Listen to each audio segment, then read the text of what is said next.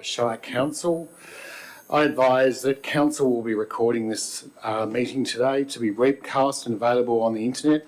As such, all those present should refrain from making any defamatory statements. Can I ask all councillors during the duration of the meeting limit discussions only to the business on the agenda and what is permissible under the adopted Code of Meeting Practice? I'd like to invite the Vicar of Narrabri to come to the front so we can have a prayer.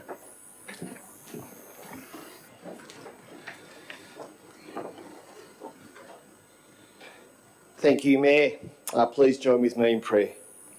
Dear Father, thank you for this council, for the elected officers, especially our new Mayor, and for the staff that work behind the scenes. As they meet today, give them wisdom and humility, kindness and insight, grace and perspective. Help them to understand your nature as the creator and sustainer of all. Enable them to understand the issues before them wisely. Grant them transparency and openness in decision making, and equip them to make decisions that lead to a community that is united, equitable and thankful. In Jesus' name, Amen.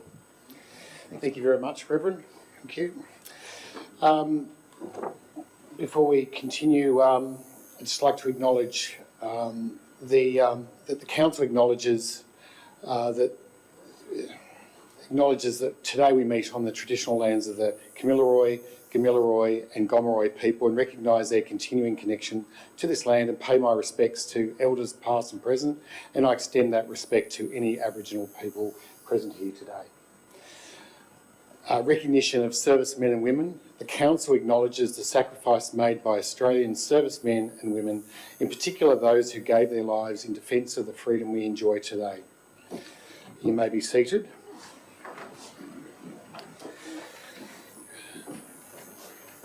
May I just, before we go any further, just disclosures of interest. If I may just remind you that councillors are reminded of their obligation to declare their interest in any matters listed before them. In considering your interest, you are reminded to include pecuniary, significant non-pecuniary and significant non-pecuniary conflicts of interest, as well as any other interests you perceive or may be perceived of you.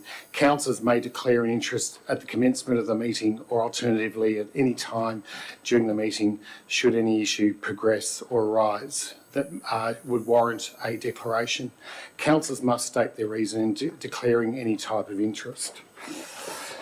Before we move on to the agenda, I'd just like to acknowledge that it's my first full meeting today, and I'd just like to acknowledge the GM and the directors, and certainly look forward to working very closely with the directors and also for the general manager. We've got a very talented suite of senior management in this council, and I really look forward to the work that all of us are continuing to do with our directors. I also look forward to working with all councillors, and I really look forward to, or we may not necessarily agree on every issue, but I really look forward to working together for consensus on some of these tough issues. It is, of course, my desire to give every councillor the opportunity to speak where appropriate, and of course I would appreciate councillors' cooperation in regard to meeting practices in that regard. And of course, it is my intention to be fair and inclusive at all times, and my door is always open to any councillor at any stage, no matter what the issue is. Let's all work together for this Shire, and let's move on to the agenda. So, thank you very much. So I'd just like to. Do we have any apologies for today, or leave of absences?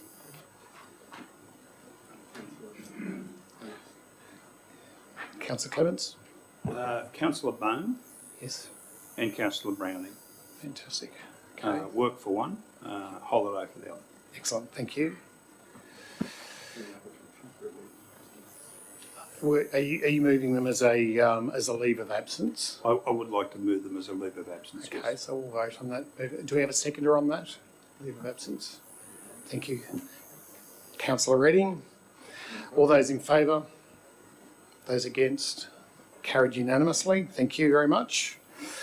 Declarations of pecuniary and non-pecuniary interests.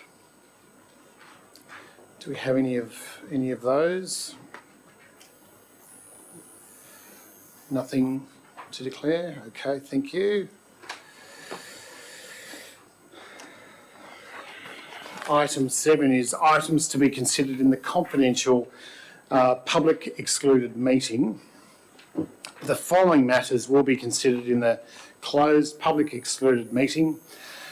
Item 17.1, notice of motion, amendment to the Master Inland Rail Development Agreement, Murder, Narrabri to Narromine end-to-end section, and that's with additional information. And also 17.2, which is partial land acquisition at Rangarai Road. Okay. We don't have any presentations for today. Yes. You were in front, I believe. I just have a query about the two items in closed. I just can't see, having read the report, I can't see why those two items aren't in open council. Can an explanation be given, please? I know one of them is your notice of motion, Mr Mayor, but the other one's on Rangarai Road, and that's been around since he jumped out of the grave, right? So I just can't see any figures in there that may cause an issue in the community.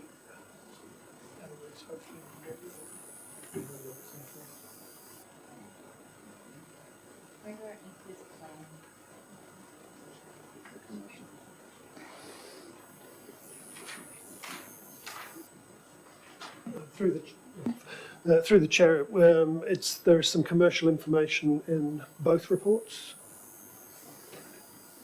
Both reports that require it to be a closed meeting. I believe so. Rangarai Road includes the lot and DP, and it needs to have the approval to council first, and once that is approved, then more information will release, and that particular landholder will be spoken to. But I don't believe it's appropriate at this stage to release that information about the lot and DP. So potentially that attachment could be confidential, a report could be open. I'll leave that with Jason. Yes, Ken. So is it obvious that the landholder or landholders, by way of the map that's in there, would be identified if it was in open, and that could spoil the negotiations, favourably or otherwise? Okay. And very well summarised, Councillor Lamont. Very well summarised, Councillor Lamont. That's good. Thank you. Yep. So the other item then, 3 years ago, the general manager, you said something about that. That's right. Do you have the same information, Donna, with regards to the reason for confidentiality? I believe it's the same as the last two meetings. Correct. The information discusses individual landowners that are affected. Yeah, I'm sorry. There's 17.1, I can see nothing that will change a competitive issue that will give an advantage to anyone. I just don't understand, and it's a tiny amount of money, and it's not something that can be tendered on or competed with. It's simply a payment to council. So I cannot see why 17.1 would need to be in closed session. And I think it's important that we do as much in front of the public as we can. Thanks, Councillor Clements. Any further comments? I'll just get Jason's.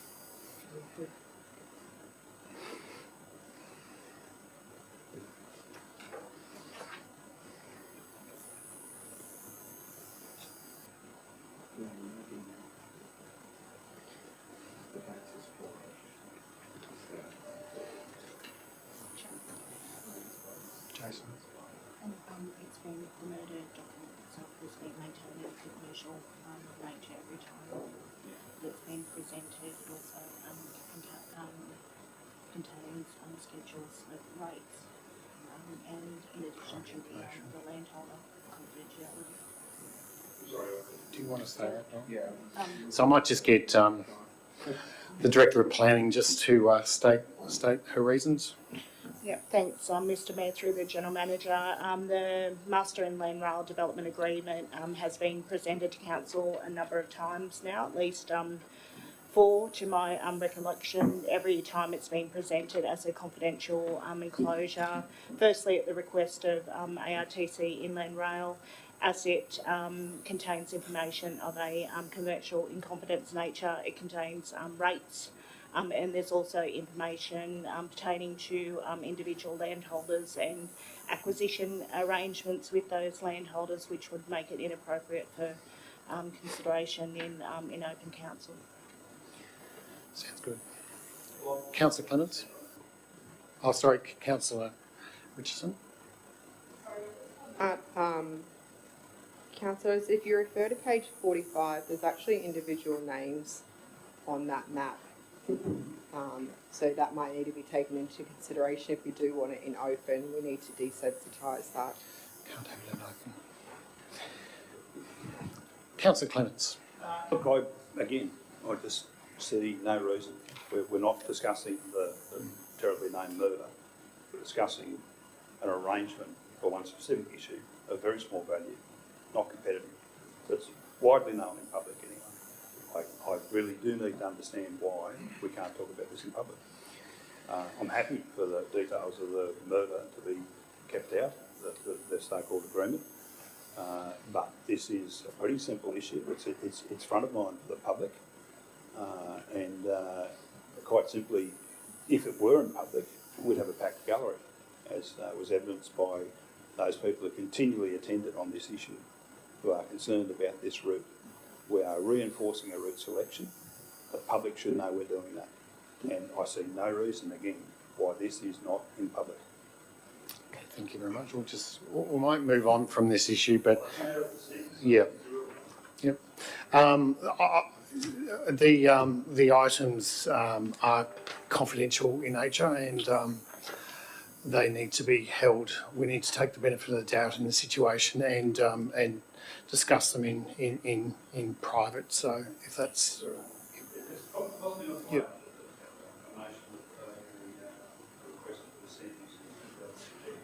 Yep. Yep.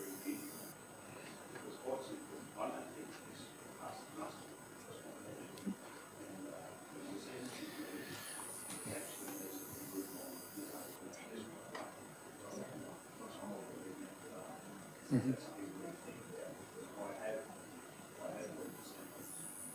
Yep. I've never seen dissent in our code of meeting practice. It is in there.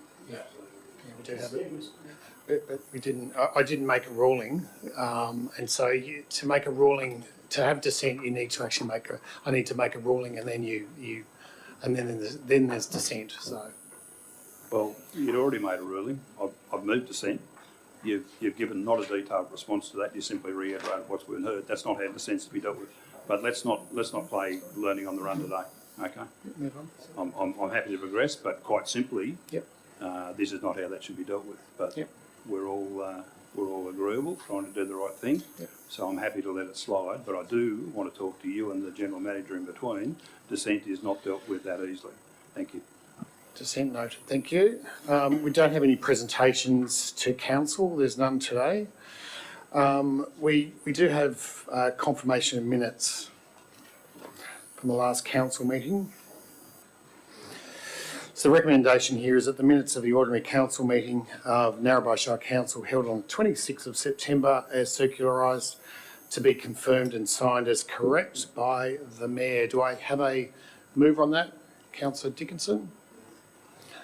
Seconder? Councillor Redding, thank you. Would you like to speak to your motion, Councillor Dickinson? Anyone else? No? I have a question, Mr Mayor. As I said to the Manager Corporate Governance on the way through, where are the minutes of the third meeting from the 12th of September to the 26th, extraordinary meeting which was held before this? Have I missed them somewhere? Should they not be in this agenda? I thought they should be, as I said. Yes, I might just hand to the General Manager. Oh. Oh, Jason. Through the General Manager and the Chair, you're right, Councillor, it should have been there. It was an oversight on my part that it's not there. It'll go to the November meeting instead. Is that a good thing, given the correspondence we've received during the week from the Office of Local Government? Shouldn't we be on the money? Is there not an opportunity today to go and get the draft minutes and have them distributed, then put it up on the webpage as a supplementary item? Isn't it? We can, yeah. Yeah, I can arrange for that to happen during the meeting. No worries. Okay, we'll just have a vote on that. All those in favour to confirm the minutes of the last meeting? Those against? That's carried. Thank you. Matters of great urgency, we have no nil reports. Questions with notice, nil reports. Mayoral minutes.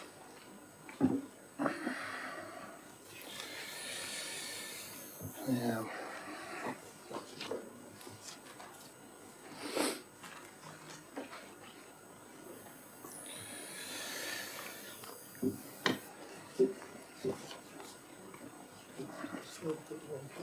This is 12, mayoral minutes 12.1. So that the council notes the mayoral appointments from the period 21 September to the 21st of October 2023. So there's obviously a number of events that my predecessor attended, and also a number of events that I attended over the last month or so. It's been the last month. I can certainly say it's been mainly about really being inducted and attending a number of events. The media obviously has been, very much interested in chatting to me as the new mayor. But also I've spent some time speaking with Local Government New South Wales, also speaking with mayors around the area, speaking to various people, just to try and build relationships and certainly build the skill base up as well, which has been great. So I continue to learn and listen, and it's been great. So certainly been a steep learning curve, that's all I can say. I know I'm sitting in front of two ex-mayors in front of me, and they will both know what a steep learning curve it is when you first start off as mayor. There's a lot to learn. I want to briefly speak about the mayoral minute that was circularised last. I need a mover. I'm going to move. I'm moving that. So the mayor moves the mayoral appointments for the period 21 September to 21 October. All those in favour? Don't need a seconder. All those against? Can we ask a question, Mr Mayor? Yeah, sure. I know you've got the all plates on. Yep. And that's fine, you're Thank going you. well. Thank you very much. Just an issue in here on page 35. Yep. Is where you mentioned meeting that the Mayor of Gunnedah, in relation to the Murray-Darling Basin Plan, Yep. federal government's proposed water buybacks issue. Yep. I noticed that you highlighted opportunity was to discuss the specifics of Labor's plan. Now, I would like to think that this council does not get itself involved in Labor, Nats, Liberals, the other party, or whatever they may well be. 100%. And it could be better Yep. presented if Labor wasn't in there, because we have to work closely with the government Yep. of the day. Whoever we are, or whoever you might believe, any of us individually, Yep. as a group, we deal with the government of the day. Yep. And as a new mayor coming in, it's a great opportunity for you to make your mark and be independent in that way, and talk to the local members, federal, state, and otherwise. And I don't think it's healthy to have Labors in there. Like, I doubt it were in the negative from the former councils, it'd be Nationals, I doubt that. But anyhow, seeing that we're moving forward in the new landscape, Mr. Yep. Mayor, Thank you. I suggest you consider that in No, the I think future. that's wise words. And just a note of that, I have really gone out of my way to reach out to the current state government, our local member, and also the federal government, and I'll be working very hard on behalf of all of you to make sure that we build bridges, open doors, and make sure that we receive every opportunity as the Shire as we possibly could. And that's it's a good note. Thank you very much, Councillor Lamont. I agree with you. Councillor Redding, you might need to switch your microphone off. That's fine. Enjoying being out here on my own, you said, I'm trying to occupy as much space as I can. Just a question on the 19th of October. You attended a meeting with New South Wales Reconstruction Authorities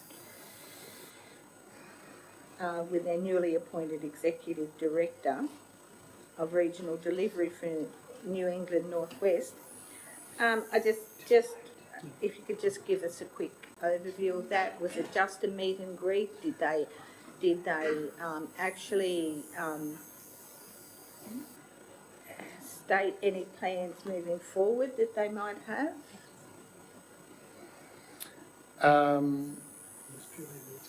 It was just a meet and greet, really. There was very little information shared at that particular meeting. It was really about meeting of personalities, and very little was discussed. So yeah, but they certainly said that they would provide an update very soon. So I think it's a critical matter, and I think it's a matter of really, I guess it's more than a rebadging is what they were trying to say, and I really look forward to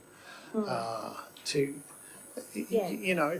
I think it's important to, if they will provide an update, Yes. once, because they're newly appointed to their positions, and just if we could have a bit of an idea on how they see what their plans are moving forward for the region. Yes. Yep, absolutely. And I think that's a great point. Thank you. As soon as I get an update on that, I'll share that. And I fully intend, 99% of these meetings are meetings that, you know, I'll certainly contact councillors and share with you when it's appropriate. And I think I really intend to try and keep the open door happening and keep the phone calls happening so that I can give you, all updates on the conversations we've had. So we had a very interesting conversation this morning with the Murray-Darling Basin Authority. That's another organisation that's very, very important to the economy of this local area, and I certainly fully intend to discuss some of the things that came up in that meeting this morning as well. So thank you very much. Thank you. Thanks for your questions and interest. On the topic of water, do we have a vote? Yep. Could I just vote all those in favour of accepting my my minutes around appointments? Those against? Thank you very much. Accepted unanimously. I've got a second mayoral minute, of course.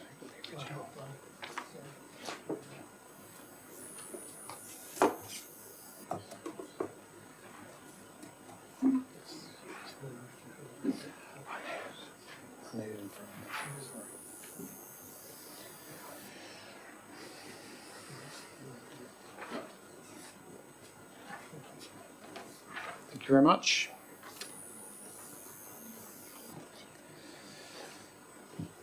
So this recommendation is that the council receives and notes the report on the water amendment Restoring Our Rivers Bill 2023, and that council strongly advocates against proposed water buyback scheme and makes representations to relevant state and federal ministers highlighting the likely socio-economic impact of the bill on Narrabri Shire and surrounding communities. Now, this is there is certainly a lot of discussion around our Shire about this particular bill, not just from irrigators but far beyond that, whether it be people who are contractors, farm workers. We've had people who are families in affected communities like Wee Waa, etc. Quite, quite alarmed at the potential for what happens when we get a reduction of water in this particular area. There's the old adage that water is money. Water is funding, water is jobs, and that's exactly the type of thing. So this is This is about us being very, very careful, and we're obviously not, we're not attacking the state government or the federal government, etc. We're not attacking any of the parties. We are just saying, don't forget the community of Narrabri Shire in the situation. It affects families, it affects workers, it affects everyone, not just the farmers and the irrigators, it affects the entire community. And I think it's a good thing for us to put that forth. There's already there's a building head of steam around this, and I think it's important that we move forward with this issue. So I'd like to move that as a mayoral minute. I do think it's a critical issue, given it's being considered in the Senate. I understand that there are a number of parties, there are a number of senators that are being certainly challenged for their vote to make sure that this bill does not pass through the Senate. But it's a very, very careful game, and this council doesn't want to be dragged down into politics. But we certainly need to be very, very, very much supporting our local regional communities within the Narrabri Shire. So, any comments? I will move this, but can I have a speaker for and against this particular? Any speakers for? Sorry, I just have a quick. Yep. I'll speak for. Excellent. Thank you very much, Councillor Clements. Thank you. I think that the economy of the Shire certainly depends heavily on irrigated agriculture. We have a great benefit from mining, but irrigated agriculture certainly is a mainstay, particularly for towns west of here. This current legislation in the Senate to weaponise the 450 gigs. The 450 gigs has sat in legislation since 2012. Actually worked in that parliament. That 450 gigs was never meant to be through buyback. It was meant to be through efficiency gains. Those efficiency gains couldn't have any social or economic impact on the community from which the water was being recovered, and it was aimed at the southern basin. We're in the northern basin. So to me, this is a complete breach of the agreement's roots in 2012 in a very difficult process in the federal parliament. It took us months to deal with this. And to simply walk off from that agreement, I think is reprehensible. I think it's misjudged and ill-guided, and there's politics in it. There's the worst of good legislation is driven by politics and not by policy. It's the politics of elections in South Australia. So I think we need to do everything in our capacity to challenge people who are key to the vote to reconsider how they vote. It'll pass through in some form, but not the current form. Thank you. Thank you very much, Councillor Clements. Any other? Oh, Councillor Lamont. I'm for it, Mr Mayor, but I just think the recommendation's a little bit, how do you do? We're trusting you. Obviously, you read the report. Yep. The next page in the link. Trusting the experience of Councillor Clements, who's had a lot of history in the water industry and does know what he's talking about in that regard. So where you say the council received and note the report on, well, we can only really receive it because we haven't read it. We just received this here today. Yeah. But based on what I've heard here today, the second part's really critical, but we strongly advocate against the proposed water buyback. And I've read what's been going on politically behind the scenes with this, and I think on behalf of our community, which is heavily reliant on water, we must support this. So you as the author, do we still continue with the council receive and note the report? And if everyone's happy with that, I'm happy with that. I just needed to make it like we're noting something we haven't read. That's what I'm saying. So. Yeah. Okay. Do we have any other speakers on this particular matter, for or against? I don't need a second. No. Look, I'm just speaking for. Thank you very much. I think it is needed. As Councillor Clements stated, from the start, this has been going on for quite a while, and from the start of what they proposed, which was water efficiency, it has changed, and it's changed from the southern basin and heavily on the northern basin. So I strongly agree with advocating against any proposed changes up here in the northern basin unless it's to do with water efficiency.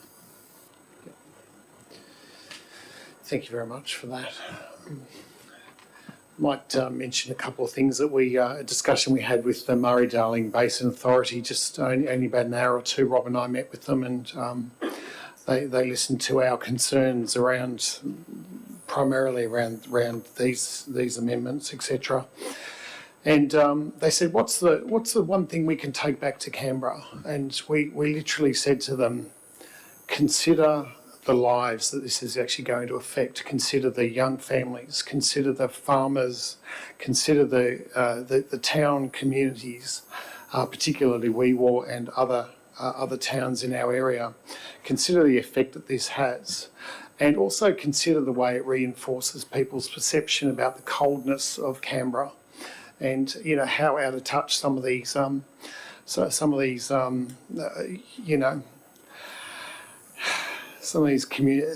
large cities can be, where they don't have to worry about where the next pay packet's going to come from. So, and I think they listened. They really listened, and it shouldn't be about playing politics. It's about listening to real stories and real lives. And Rob spoke, our general manager spoke very eloquently in terms of when he was talking about the overall impact and the sort of the ecosystem of impacts it has. We have an environmental ecosystem, of course, but then there's also a social ecosystem, and it affects people all the way down the line, from the nurses in the hospitals and the teachers and everyone else in our whole community. So thank you very much.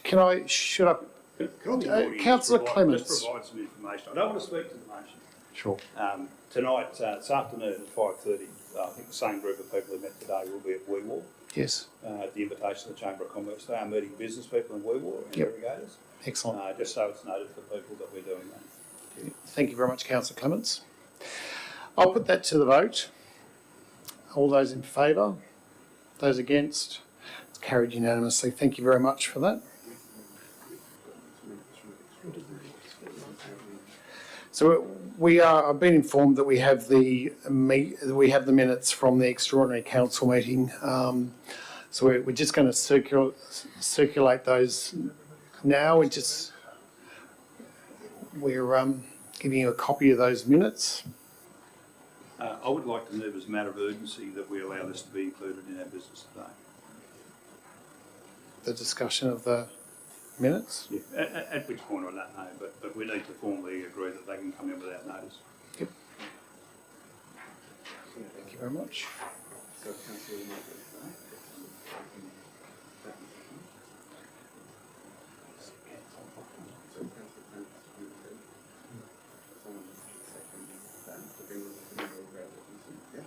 Yep. So Councillor Clements, you're moving that as a matter of great urgency that we consider these minutes? That they'll be allowed to be included in this meeting. Absolutely, yes. Thank you very much. And that was seconded by Councillor Lamont. Thank you.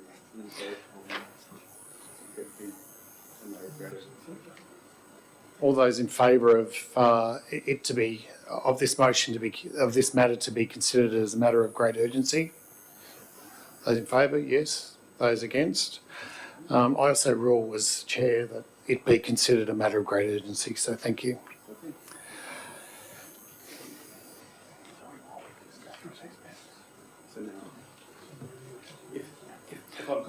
Are there any matters arising from these minutes? I think if we could just, if I could. Can we adjourn for 5 minutes to read them? Have a read and Okay. deal. We'll adjourn for, let's make it 10, and we'll be back here at 1:43.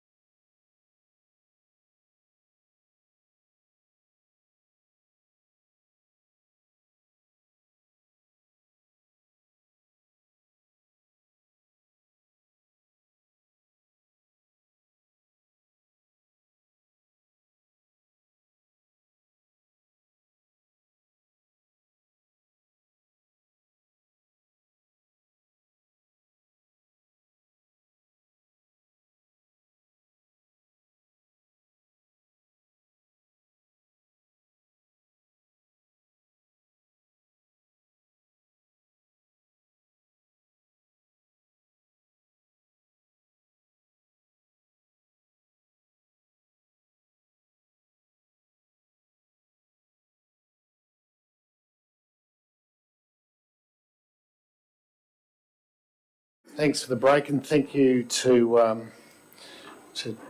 Jason and his team for getting these minutes together so quickly. So we have a mover on the motion to accept these minutes as a true record of the extraordinary council meeting that we had. Sorry, I can't.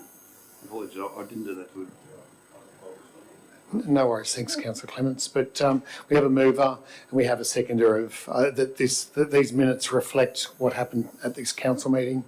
Would you like to speak to your motion, Councillor Clements, or we'll move straight into a vote?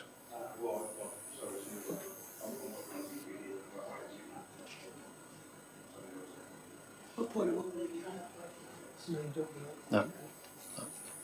Excellent, thank you. All those in favour? So the second half. Okay, all those in favour? Those against? It's passed unanimously. Carried. Okay, we move on to notice of motion 13.1.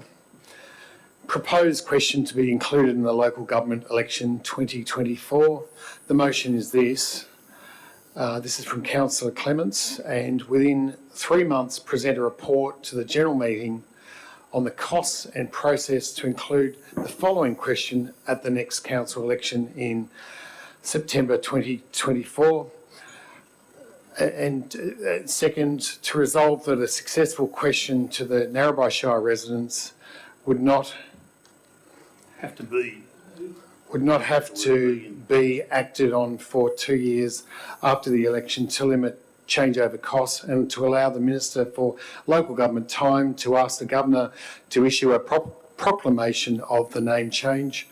The question would be, do you support the renaming of Narrabri Shire Council to Namoy Shire Council? We have a mover, which is Councillor Clements, and presumably is there a seconder to this motion at all? Do I have anyone? Councillor Lamont as the seconder. Councillor Clements, would you like to speak to your motion, please? If I could ask, if we just sort of type it there, would not have to be. We've got that there, and we'll put a comma after election in that sentence, please. Thank you. Yeah, look, I would like to speak to the motion. So, these things, they can lead to hysteria and all sorts of things. I'll make a few points. We're asking for a report. We're not voting today, or even when that report comes back, we won't be voting to change the name. What we're considering, and I hope we will vote on, is to allow the public to make a decision at the election. There are a number of cost-saving measures in this, and that is, the first is that we do it at the general election of councils, so there's not a special poll. It's simply another sheet of paper. And the other is that if we go ahead and if it's a successful vote at the election in September 24, there would be 2 years after that to allow the changeover. So I think that a number of things. Firstly, well, I'm asking for a report. That's all. To come back, what's the process? What are the likely costs? And then we are not voting at any point on the name change as councillors. We are simply allowing the people of this shire to consider the matter. My reasons for this are, I think Narrabri, the name Narrabri, when you've got a shire that's it's got some considerable centres, particularly the generational wealth around it, Wegwar, Ballata, Boggabri. I just don't think it's reflective, and I actually do think it changes the culture of decision making and how things are looked at. And the Namoy, it's the valley we live in, it's the river we depend upon.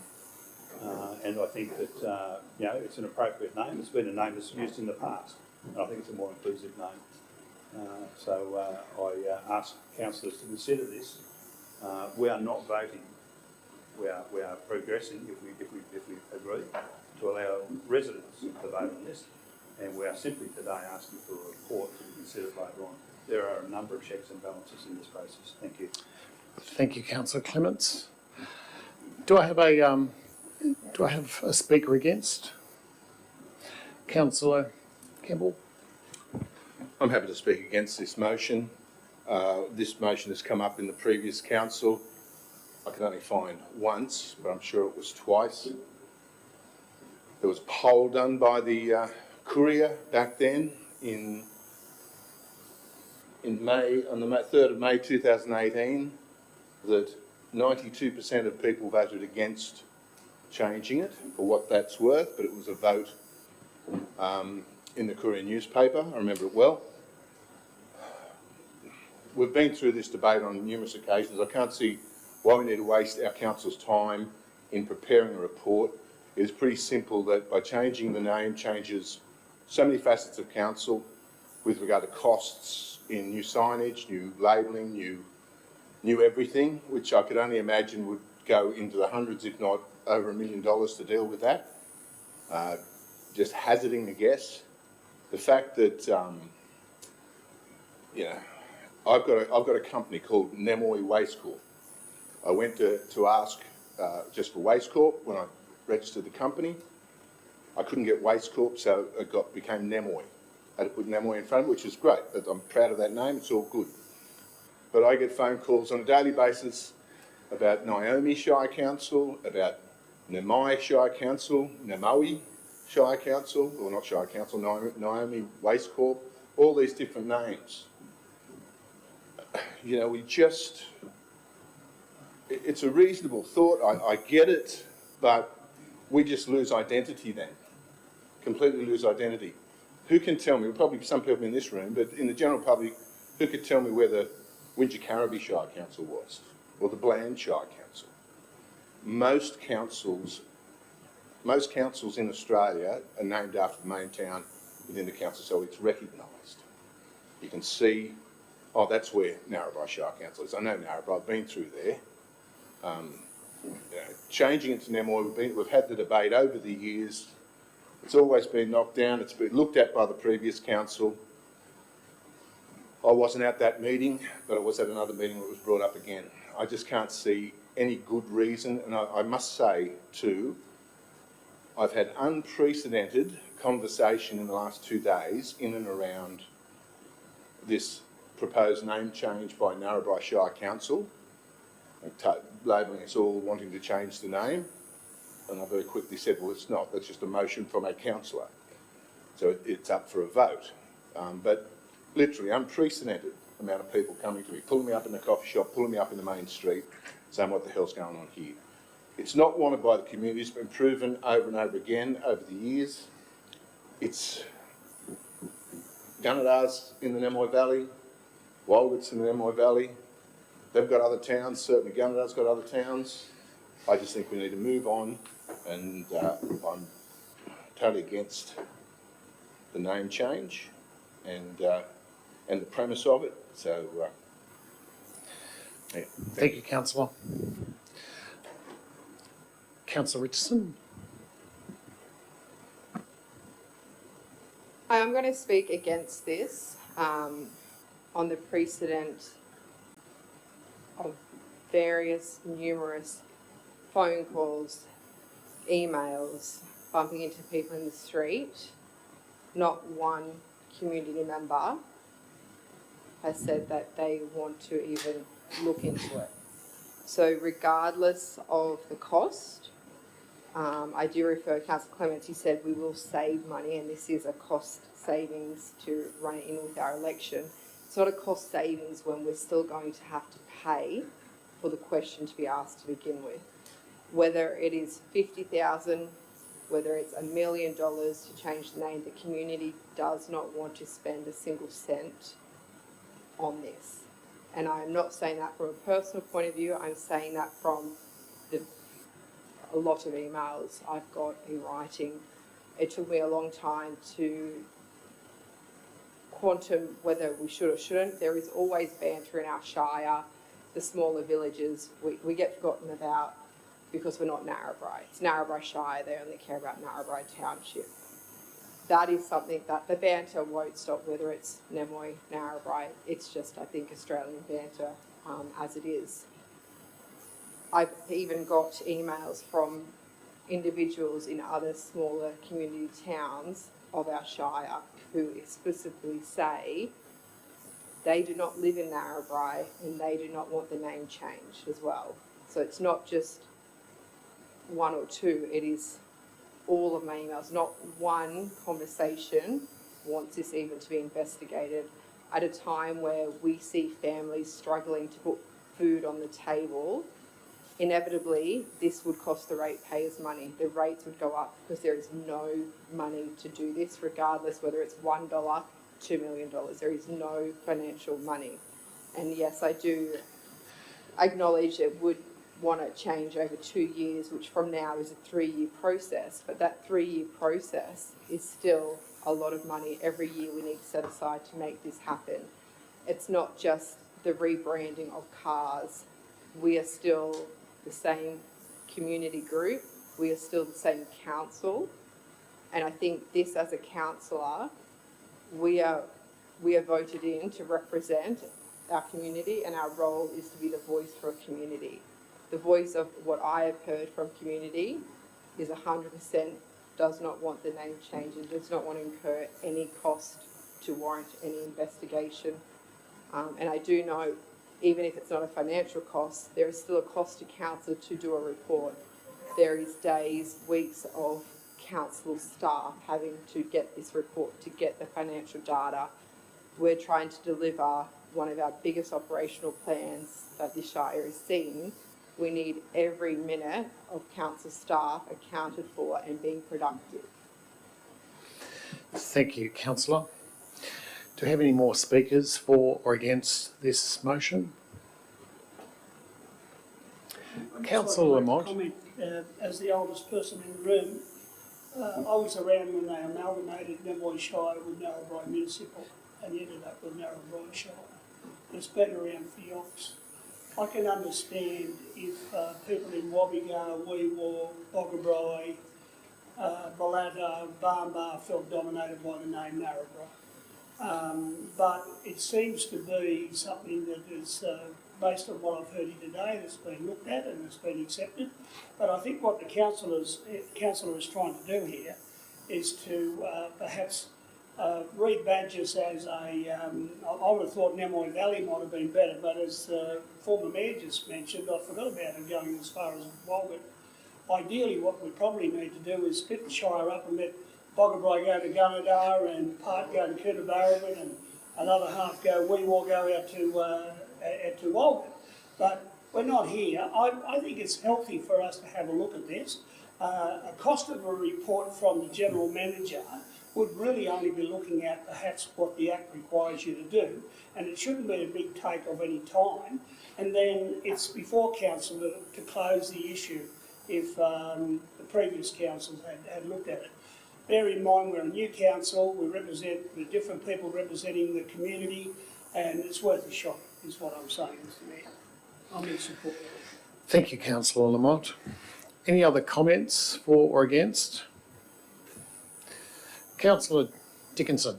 Yeah, look, I'm against it. I think we've got enough on our plate at the moment. We've got an enormous amount of infrastructure that we have to fix. We've got a full plate.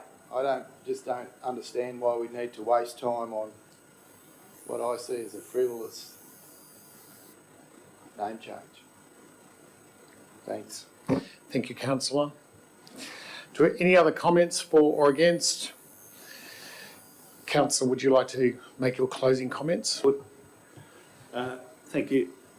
The notion that this will cost $1 million and then I heard $2 million is ridiculous.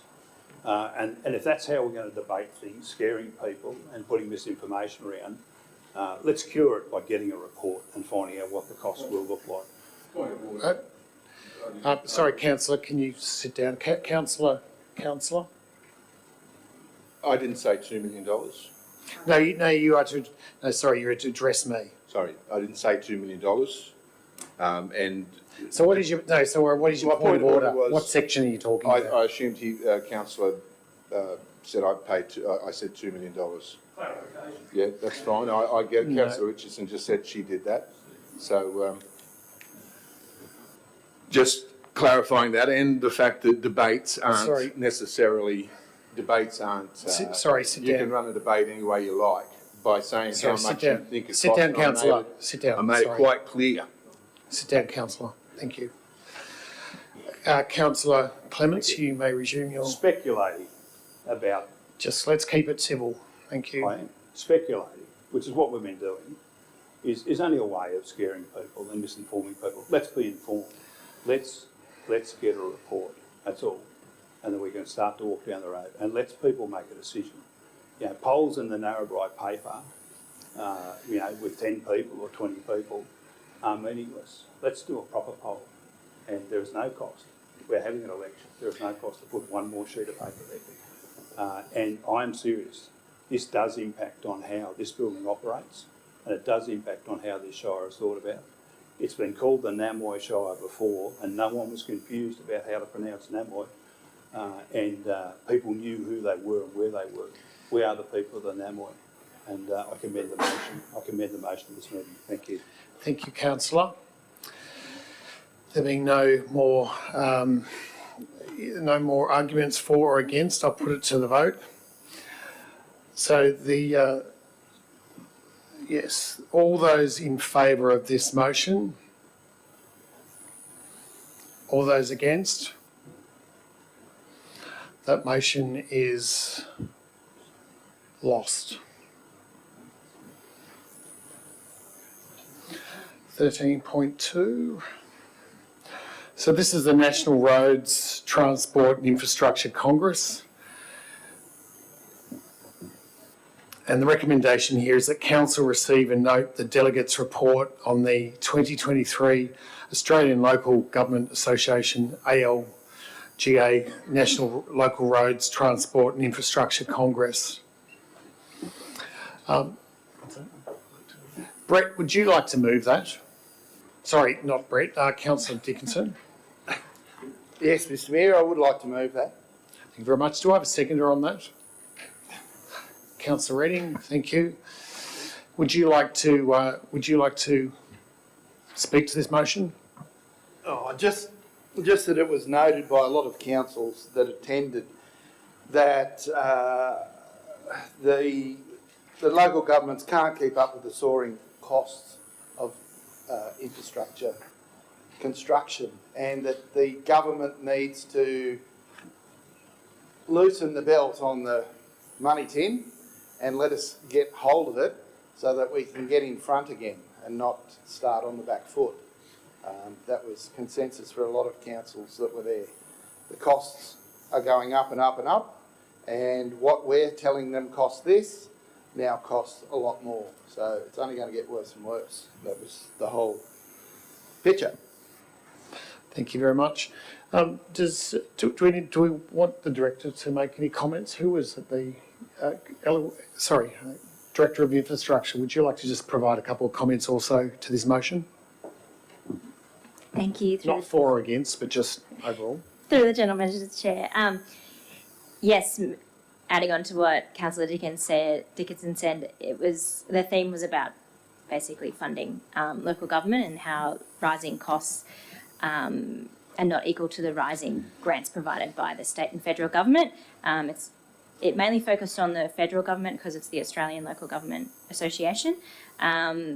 We also heard at this conference new technologies that will be coming in and new systems, which was quite eye-opening for myself and Councillor Dickinson. And it was also good to build relationships with other councils and know where we sit. We all have the same issues in relation to flood damage, our funding and what we can do and how we're managing it. Also, what was pushed as well, which isn't probably highlighted in there enough, is about untied funding. We spoke a lot about untied funding. If governments could give councils untied funding, which means we apply for grants, but generally it's in terms of maybe it's a heavy vehicle type of a project or it's a tourism project. If money could be provided to let council decide where the money would best be allocated, would do us a favour. So that was pushed as well. So more funding and untied funding. Excellent, thank you very much. Any other comments from councillors? I will put that to, would you like to make any closing comments? I'll put that to the vote. All those in favour? Those against? It's carried unanimously, thank you. Item 13.3, mayoral Christmas function.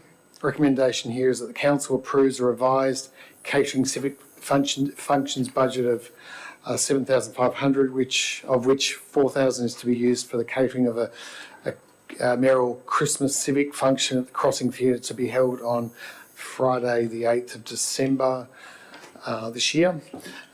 General Manager, would you like to just speak to that just briefly? Through the chair, thank you very much. I'll take the report as read. It's a pretty straightforward issue. Just to summarise, prior to COVID-19, it was a traditional event that the Mayor would host a civic function at Christmas time to celebrate those members of our community that work very hard behind the scenes to ensure that Narrabri Shire is celebrated as the wonderful shire that it is. And at the request of the Mayor, we've looked at revising the civic functions catering budget to facilitate such an event pending Councillor's approval. Thank you very much, General Manager. Do I have a mover on that motion? Councillor Clements, Councillor Redding, seconded. Thank you. Councillor, would you like to just speak to your motion? Absolutely. Thank you. Well, I guess it's our motion. Look, I think that we just heard a debate where we didn't have time to do anything other than infrastructure, and we didn't have money to do anything, and we're taking the food off people's table. Let's be sensible. This is a small amount of money, and it allows us to operate in a way which I think is seen in public to have some authority, and actually to recognise people. And I think if the purpose of the Christmas party is that we're going to recognise people who've done some work in the Shire and who've made us proud, then I think that's money worth spent. This could be mislabelled as frivolous and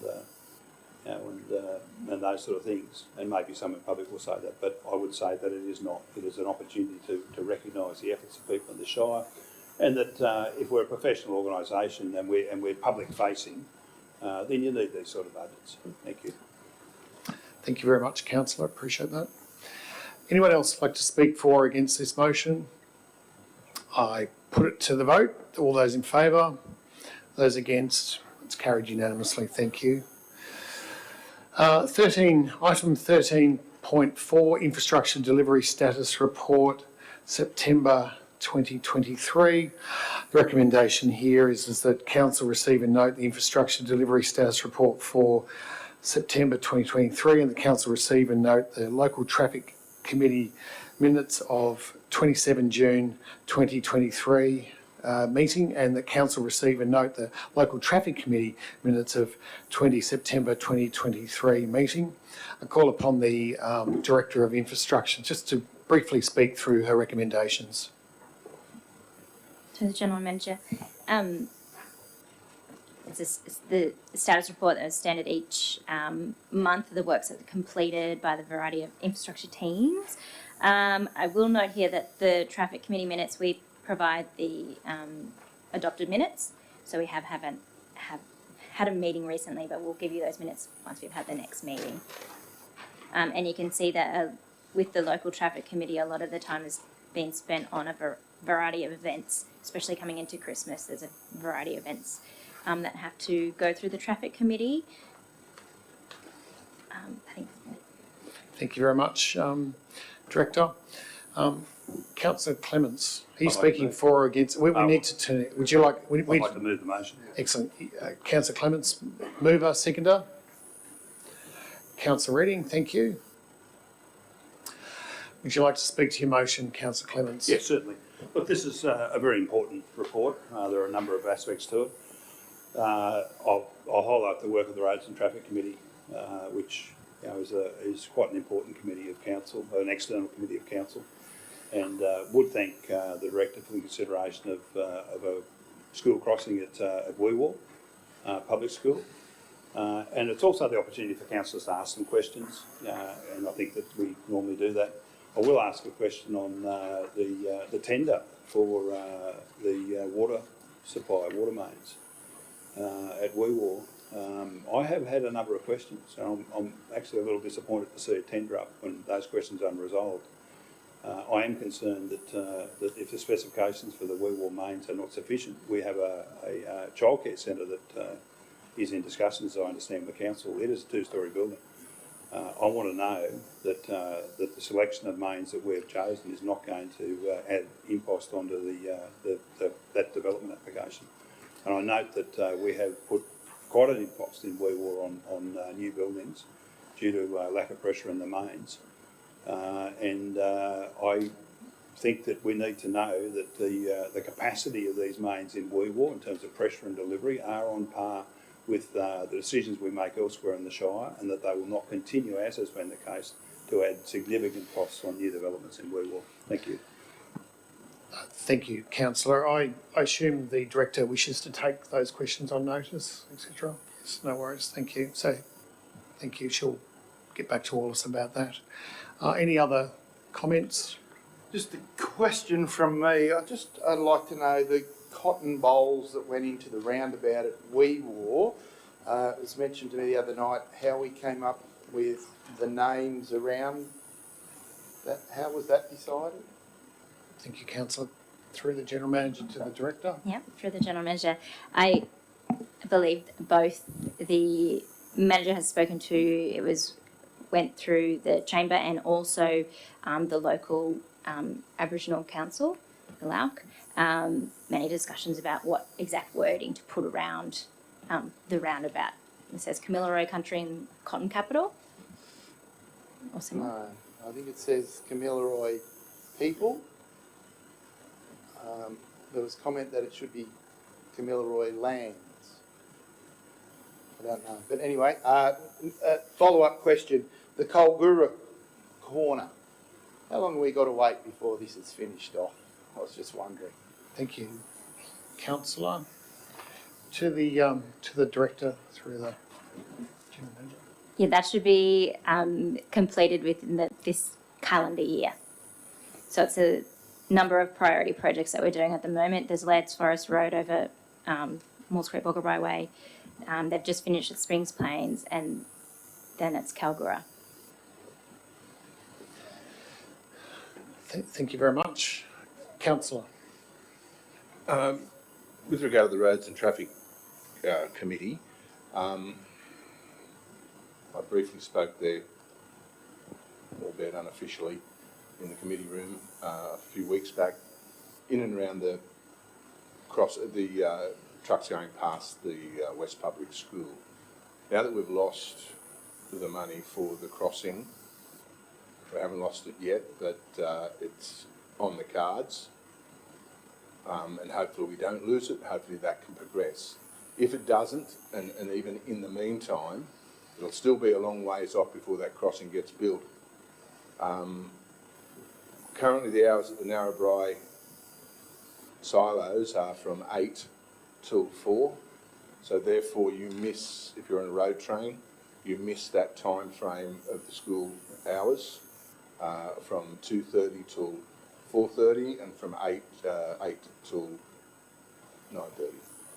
Correct me if I'm wrong on those times. So those trucks and their opportunity to get across and drop a load off and get going again are dramatically reduced, albeit a small harvest.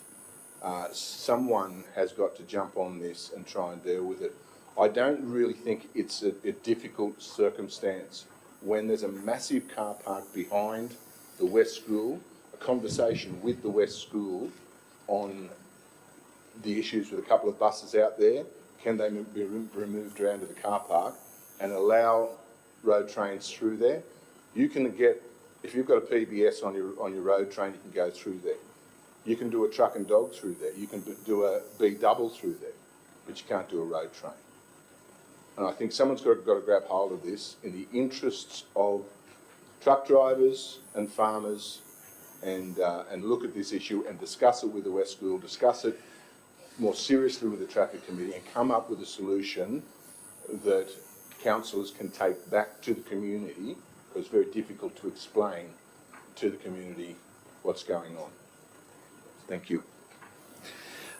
Through the general manager to the director. Thank you, through the general manager. So in the September meeting, it was spoken about, so there's a topic there, Narrabri West School, talking about the funding we have and it's at risk.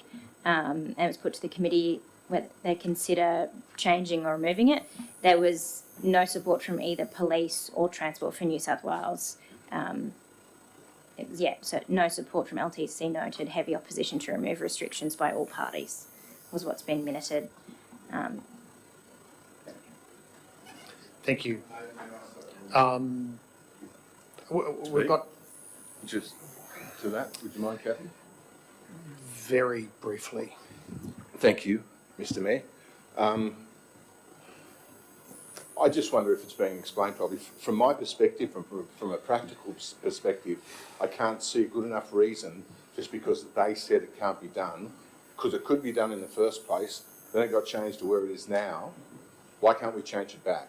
I suppose no one wants to put their name to a change like that just in case something happens, if there is an accident. But with the level of trucks running through there now, whether it be a truck and dog, a B-double or a road train, I ask the question, what's the difference? So I need a practical explanation other than they just can't do that. Thank you, We've voted Councillor. against it. Thank you. I think what we'll do is we'll take this conversation offline, and I think that might be a better thing instead of instead of using up this time. But we'll take this offline at some stage and perhaps present it again at some stage. Councillor Reading. I'm just in the local traffic committee, the discussion around Hines Street.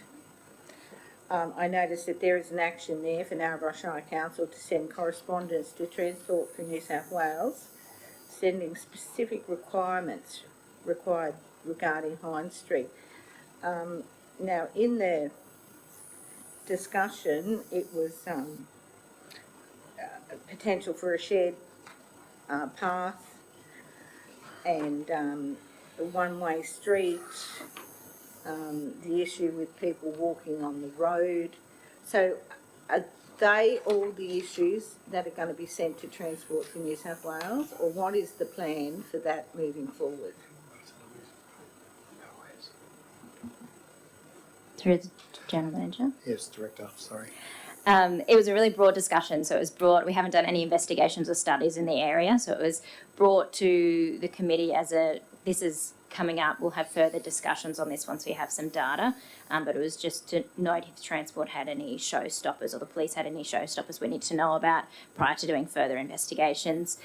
For the local traffic committee, it's more so that one-way street signage is more of the purpose of the committee, or if we do any speed changes. I just gave them a bigger picture with the pedestrian, with the footpath and that type of thing, so they can understand the whole context of the conversations. So the correspondence to Transport for New South Wales is mainly to see if they have any plans for that area or that street. Is that if they have any requirements? If there's any. So will council be putting forward what we would like to see around Hines Street to Transport for New South Wales? What has been proposed through the committee was some further investigations. So there'll be things like pedestrian counts, traffic counts, things like that. So we'll start from that angle through the traffic committee, but it's a broader sense in terms of infrastructure. Once we have an operational plan that supports more further studies into, say, designing a footpath and that type of thing, that's when it can take a step further. But at this stage, it's very initial investigations. Okay. Thank you, Director. Councillor Lamont. Yeah, Mr. Mayor. I can see why previous management and councils never had this item on the business paper until us councils got together, because it's a very time-consuming but a worthy thing for us councils, because we get people ringing us all the time. What's important here is that I said to the Director, through you, the General Manager, the Director, in the break about Yarra Lake garbage. When we were handling that contract, was there any consideration given to what's going to happen with who's picking up the waste from Yarra Lake and the trust? And I've learnt from my colleague over here, Councillor Dickinson, that there are other trusts out there. I thought it was only the Yarra Lake Trust, but the bottom line is you said to me that this is going to be reported back to Council next meeting, and we can get that thing sorted. Thank you for that. Councillor Bowen would like to say thank you very much for the laneway behind him being sealed, because everyone in Narrabri is saying, oh, you're a councillor, that's how you get your laneway sealed, is it? and I know this, Councillor Browning may well have raised this with you. It's something that things like that should be in the Capital Works program identified, so that we know it's public and away you go from there. And the final thing is my very keen constituents ringing me about the main street and the Narrabri Old Cemetery for more disabled parking places in the main street to enable the elderly to get to the chemist and wherever they go. And I understand that's a traffic committee matter, and that you've spoken about that before, but the latest is it's good to see you've got an education program going, because if I was in business in the main street, I'd like to think that my employees would be kind enough and generous enough to park out of the main street to help our business by allowing customers to park in the main street. So I don't know how long it's been since you've had a blitz by the parking police, but perhaps it's due on it. Perhaps that's needed again to educate business people and their employees to help the community go shopping for them. Thank you, Councillor Lamont. You've given quite a package of things for the Director to answer. I'll hand it over to the Director via the... I think those points are noted. So I think there's ongoing correspondence between councils to indicate what plans may be, particularly with regards to the parking issues that you just referred to. All right. Councillor Richardson. Through the GM to Director Chaplin, can I just clarify, did you say you've had a LTC, the local traffic committee meeting, since the September one? Can I clarify if the Boggabri investigation to pedestrian crossings were on that agenda? And any feedback you can give us at the moment? Yep, as noticed through the General Manager, as noticed previously, we had a meeting in October, and it was noted that both the Wee Waa and Boggabri, there'll be further investigations done, and once they're complete, they'll be reported back to the LTC as to the requirements of pedestrian crossings. Do we have a rough time frame in that? I have parents concerned that are coming to us, because obviously at least next year they would like that zebra crossing or an alternative solution for safety done by the next year. Is that an achievable time frame? We're hoping to have the investigation done by this calendar year. The team are just cranking it with a lot of other tenders they're trying to get out, which are connected to designs, the same team that produces the designs that does the investigation for the pedestrian crossing. But we want to talk to the schools before they close for the end of the year, so that's what they're aiming for. Thank you, that was going to be my final question. Thank you again. Okay. Thank you very much. We might put it to the vote. We've got, Councillor Clements, would you like to finish? I would. Yeah, well, I think these are always great discussions, and they're an opportunity for councillors to find some information. I would say regarding Hines Street, I represent the local member on the external roads and traffic committee meeting, and certainly the local member's been very involved, and we actually got a minister to go out there and meet those people. Nothing's going to go ahead without it coming back to council. And at the moment, as I understand, we've agreed in the committee that we'll get some traffic counts. We'll go and have a look at pedestrian activity. And I would say to people that there's no footpaths over there, and people do walk on the street because the grassed area is often wet. It's muddy at times, and it's an uneven surface. So it's less than desirable, but we're in a process, and we're going to get it sorted out. And I appreciate the work of the General Manager and staff. When you drive down there, it's unfortunately looks a bit neglected, and I think we can do better, and we are doing better. Thank you. Thank you, Councillor Clements. I put that to the vote. All those in favour? Those against? It's carried unanimously. Item 13.5, acceptance of tenders under delegation, September 2023. The recommendation here is that Council notes the determination of tenders under delegation for the period August 2023. Before the motion is, before this recommendation becomes a motion, I'll just call upon the Director through the General Manager to just briefly give us a summation of this item. Thank you, through the General Manager. We've had one tender that went out and the GM signed off for a grader. As you can see there, knowing the questions that usually get asked about graders from councillors, it's a maintenance grader. It has not arrived yet. We've put in the purchase order. It doesn't have the Trimble system because it won't be working on our capital jobs, but it has it's called a 2D system, which they use for maintenance grading, and apparently it's pretty good, and we're providing training to those staff, and we're also working with Gunnedah and Moree, I believe, for that training, or have been inquiring with them to go for training together. So thank you. Thank you very much, Director. Do I have a mover on that motion? Councillor Dickinson, Councillor Campbell. Councillor Dickinson, would you like to speak to this item? Any other councillors like to speak to this item at all?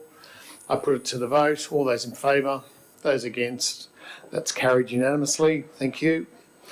Item 13.6, Investment Report, September 2023. The recommendation here is that we note the investment report for September 2023. I just briefly call on the our CFO through the General Manager just to briefly speak to that item. Very briefly. Through the GM to the Chair, thank you very much. Just in relation to the investment program, when I work out which hand I'm using, you'll note that during the month, $3 million worth of investments matured, and we placed $5 million in investments. A total of 4 of those investments were placed for the month. The graph on page 60 shows that the investment interest earned, the actual versus budget, is well on track to exceed the budgeted amount. And then we've got the obligatory pie graphs below showing where we invest our funds in accordance with the investment policy. Thank you very much, Director. Do I have a mover of that motion? The motion is that we note the investment report for September 2023. Councillor Campbell, Councillor Dickinson, thank you. Councillor Campbell, would you like to speak to your motion? Any other speakers for or against? I put it to the vote. All those in favour, those against. That's carried unanimously. We move on to item 13.7, which is monthly financial report, September 2023. The Council notes the monthly financial reports for September 2023. Would you like to speak to that item, Director? Okay, Mr Mayor, through the GM to the Chair. Councillors will note that the monthly financial reports are presented, as we have done for the duration of this financial year for the very first time. Items to note in the financial implications paragraph, the income statement is showing significantly large when compared with the budget operating result as at September 2023. The results that are so portrayed in the statements benefit from the annual rates and charges being levied on in July 2023. Income's tracking stable with the aforementioned gains in investment income. We are starting to see some factors, inflationary factors on the supply market, incurring additional materials and services costs. And because we're getting more employees on the ground, obviously our employee costs are going a bit higher than year-to-date budget, but that's a positive because we do actually have boots on the ground. Thank you very much, Director. Do I have a mover of that motion, please? Councillor Lamont, seconder. Councillor Dickinson. Councillor. Yeah, I'd like to speak to Mr Mayor, the General Manager, thank the Director it's really important, even though there's not a lot of information there for us, is to hear from the CFO how we're tracking. That's the way democracy operates. That's why we have information, transparency. That's why we need to do these things, Mr. Mayor. And I note that you've got ideas to refine what's going to come back to council, because I remember when you first came on board, you presented us a A4 schedule, which what really, in my mind, would be a good tool for us is what we get when we get our quarterly operating and capital income and expenditure, rather than just a summary like this. So we know what we're approving when that quarterly comes there. However we do that is something for discussion in the future. But I note there you're saying it will be refined over time, which I think is good and healthy. And the final thing is talking in a delicate way, through you, Mr. Mayor, back to the General Manager, the letter we received during the week from the Office of Local Government. I dare say that the terms inside that letter could be possibly have an impact on the way we present our information to council, given that council is responsible for the efficiency, the effectiveness, and the fact that we can pay our bills. That's really, really critical. The auditor made that very clear to us. So that's why we need to have information before us, having to make the hard decisions. We just passed a $588,000 or endorsed the General Manager's decision to buy a new grader. $588,000, that's a lot of money. So your efficiencies associated with that asset is absolutely critical. So I look forward to an embellishment of the financial reports that we're getting and to hear what the Office of Local Government's got to say, Mr. Mayor, with that letter that came to us, given the events of the recent months. Thank you, Councillor Lamont. Councillor Dickinson, you were seconding that motion. Do you have anything to say? Any other councillors, any comments? No, I'll put it to the vote. All those in favour? Those against? That's carried unanimously. Thank you. Item 13.8, Resolution Register, September to October 2023, that we receive and note the outstanding Resolution Register as at 23 October 2023. Through the General Manager, I call upon our Compliance Manager just to briefly speak through that matter. Thank you, Mr. Mayor. Well, there's not a lot to say on this report. At a briefing in early October, the councillors and our team went through the Resolution Register fairly finely and dealt with some of the older ones that were not really applicable anymore, or that had actually been completed and were just sitting there waiting for an officer to tick the box. So the number of outstanding have reduced, and we also colour-coded the completed, so it's a different colour, so it's easy to read, but yeah. Thank you very much. Could I have a mover for that motion, please? Councillor Campbell, Councillor Redding, would you like to speak to your motion? Any other speakers for or against? I'll put it to the vote. All those in favour? Those against? That's carried unanimously. Item 13.9, log of auto archive access.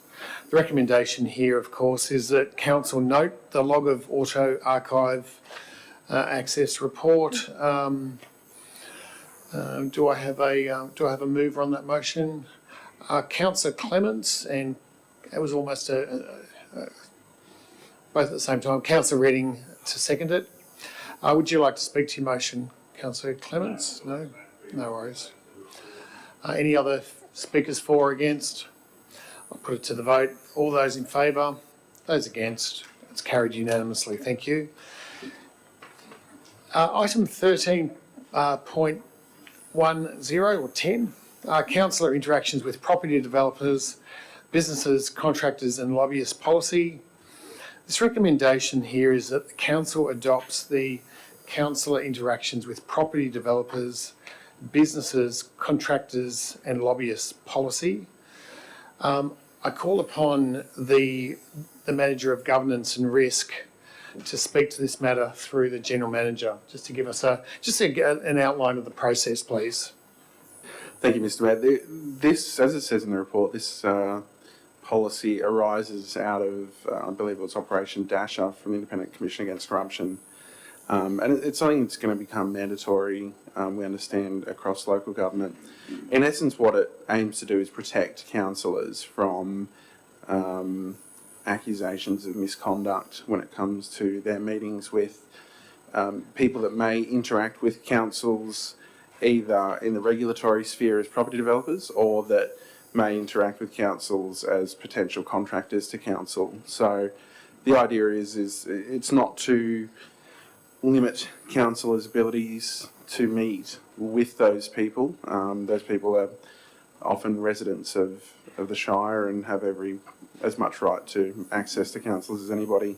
All it does basically is aim to have a record of that meeting and a record of what happens at that meeting, so that if there was an accusation against a councillor, that councillor is protected because there's a contemporaneous record. That's really what it drives at. Thank you very much for that. Could I have a mover for that motion? Councillor Clements, Councillor Campbell. Councillor Clements, would you like to speak to the motion? Look, I wouldn't. I think it'd be good if we could, if councillors have questions, if we could ask them at this time as well. It's just a very important piece of policy. You can get in so much trouble so easily, and I think this sets out the boundaries and the ways of staying out of trouble. I do have a question. Look, we've referred the identification of a lobbyist to the New South Wales Lobbyist Code of Conduct. It's very important we understand what a lobbyist is and who. For instance, I'll name this, and I've not had any interaction particularly with these people, but Namoi Water, for instance, my understanding would be their CEO would not be a lobbyist. But let's be very clear on these things. So industry groups in-house, I believe, are not lobbyists. Certainly property developers and people who work around them are lobbyists. But yeah, I think Councillor Lamont may have a question on who's a developer as well. And again, that's a thing which is described in legislation in New South Wales, who is actually a developer. I think we might have exceeded possibly the standards set normally in law. But this is an important piece of policy, and it reads well to me, and it provides clarity to the councillors, and it provides the capacity to talk to people, but you need to record it. It needs to be a matter of record. Thank you. Thank you very much, Councillor Clements. Councillor Lamont. I was just in a conversation I had with Councillor Clements recently. When we all stood for council, we had to indicate whether or not we were property developers, because that would exclude you from standing for council. It's as simple as that. So that's interesting to see this come back in this way. And the other thing that is of interest is you take me, I've got a company which is called Lamont Property Management Services, okay? And that's to manage rentals and things like that. But if I've got vacant blocks of land, and that which I do have here and there, and I want to put a DA in, and I might have 2 or 3 DAs going in, but that makes me a property developer. You see? So that's scary. Yeah. And that's not, my out is, I do consulting work and the bulk of my income comes from that. So it says mainly. And so little circumstances and things of that nature, all of a sudden a report pops up like this, so I guess I better resign and get out, you know.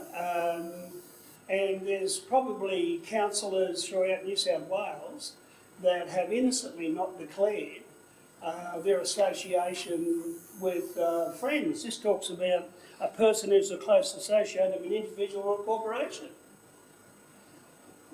We've got big developers here in town, I won't name them publicly, which are probably friends of some of our councillors and maybe some of the staff.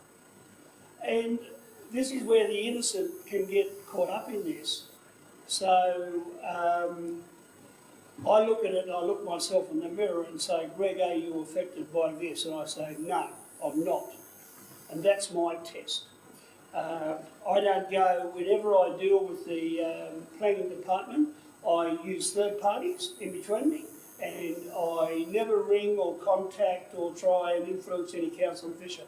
And that's how we all councillors should apply our roles. And I know when we first were elected, and a former staff member made a complaint, and I won't mention any names here, which referred to certain members of the previous council doing such things by getting involved. And so I think this is a good thing, Mr General Manager, that comes before us to make us a more transparent, more effective and better council and group of councillors. Thank you. Thank you, Councillor Lamont. Do I have any other comments for or against this policy being adopted? No. I'll put it to the vote. All those in favour? Those against? It's carried unanimously. Thank you.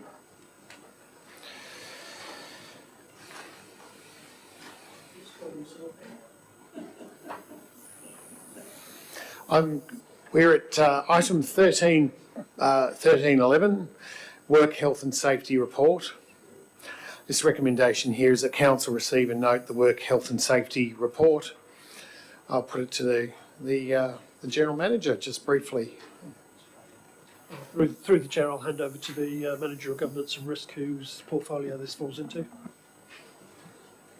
I feel like I'm doing a lot of talking at this meeting. I don't usually.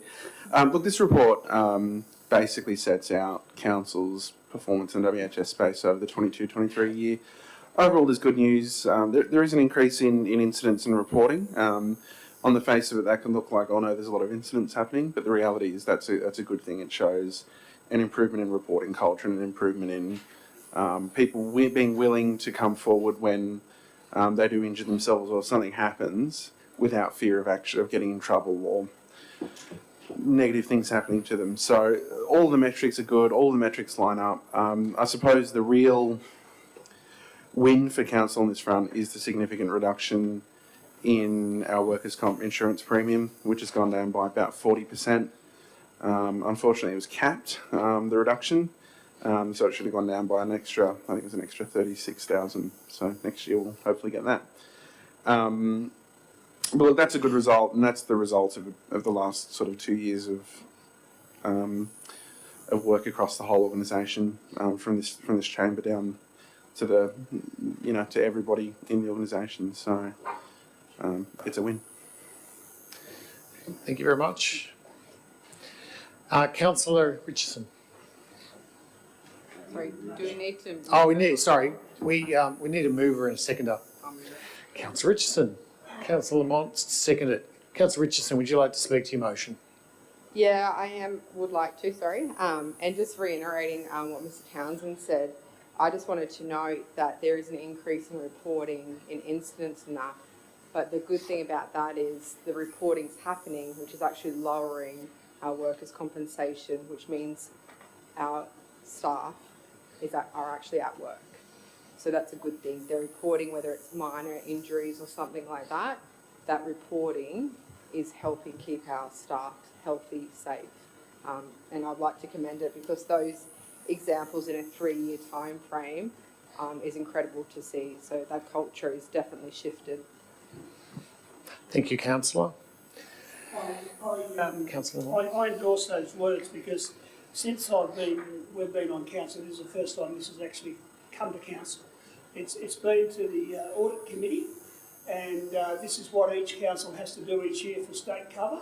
It's a desktop audit, tick and flick some call it, but it's a very important tool to understand how you're going. We should benchmark against regional similar sized councils, larger councils in the state, and if you're going really, really well, you get some of your premium back and you can put that back into the employment of your staff and keep the culture rolling. So well done, and I would like to add a second part to that, we actually congratulate Mr Mayor, the General Manager and the Manager of Corporate and Risk and all the staff for their efforts in changing this, and it complements the culture and the changes that the General Manager is implementing.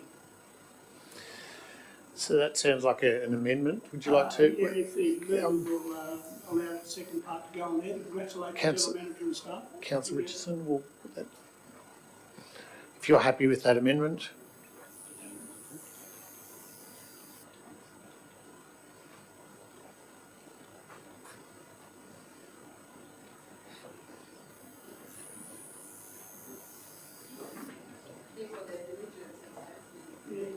Yep. Diligence and safety. Yep. Very important. Do I have any other speakers for or against this motion? Councillor, would you like to, any closing comments or put it to the vote? I put this amended, this motion to the vote. All those in favour? Those against? It's carried unanimously. Thank you, councillors.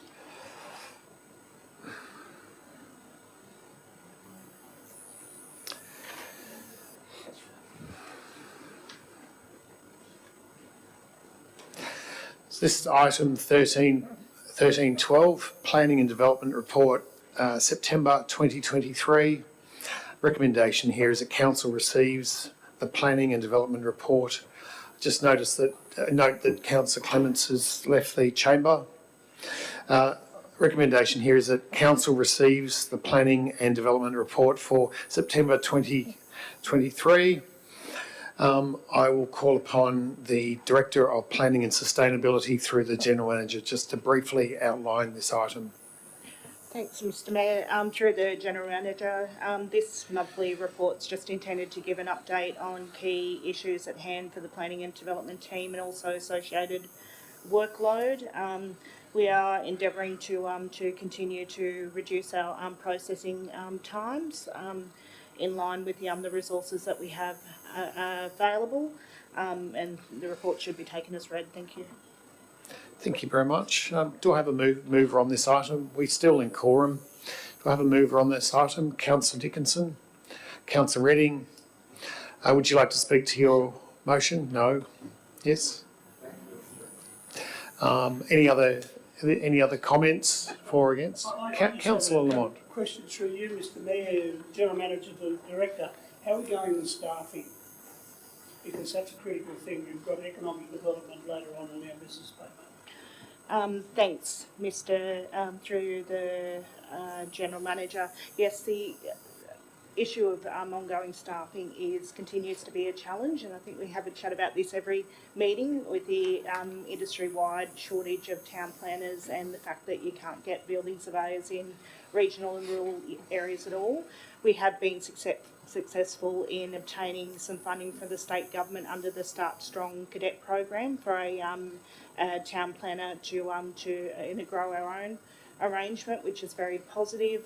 We are also looking to canvass the school for a potential building surveyor cadet.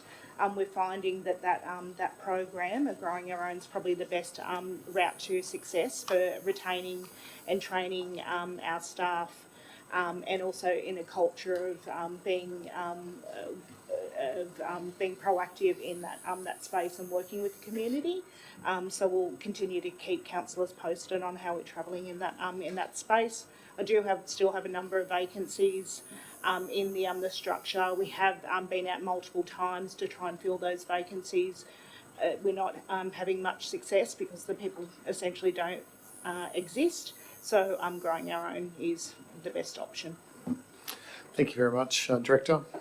Yes, any chance of relationship with Maureen and Gunnedah councils and Warren Locals? Director. Absolutely, we're always wanting to collaborate with our adjoining councils and share resources as we're able to, and also industry knowledge sharing is very important. Thank you very much, Director. Any other comments for or against? I'll put it to the vote. All those in favour? Those against? It's carried unanimously, except Councillor Clements, who's out of the room.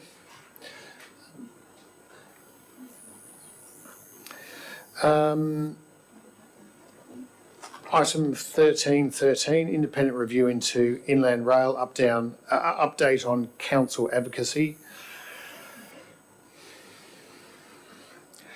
The recommendation here is that council receive and note the report providing an update on advocacy efforts in relation to the independent review into the Inland Rail program. I might call upon the General Manager.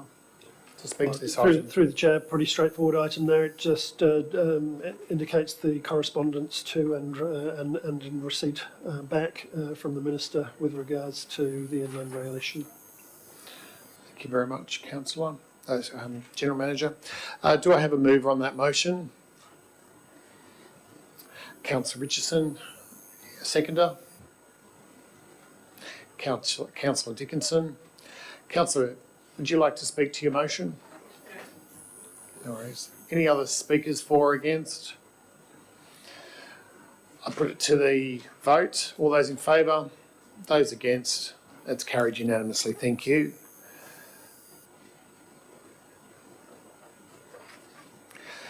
Item 13.14, which is flood insurance inquiry organisational submission.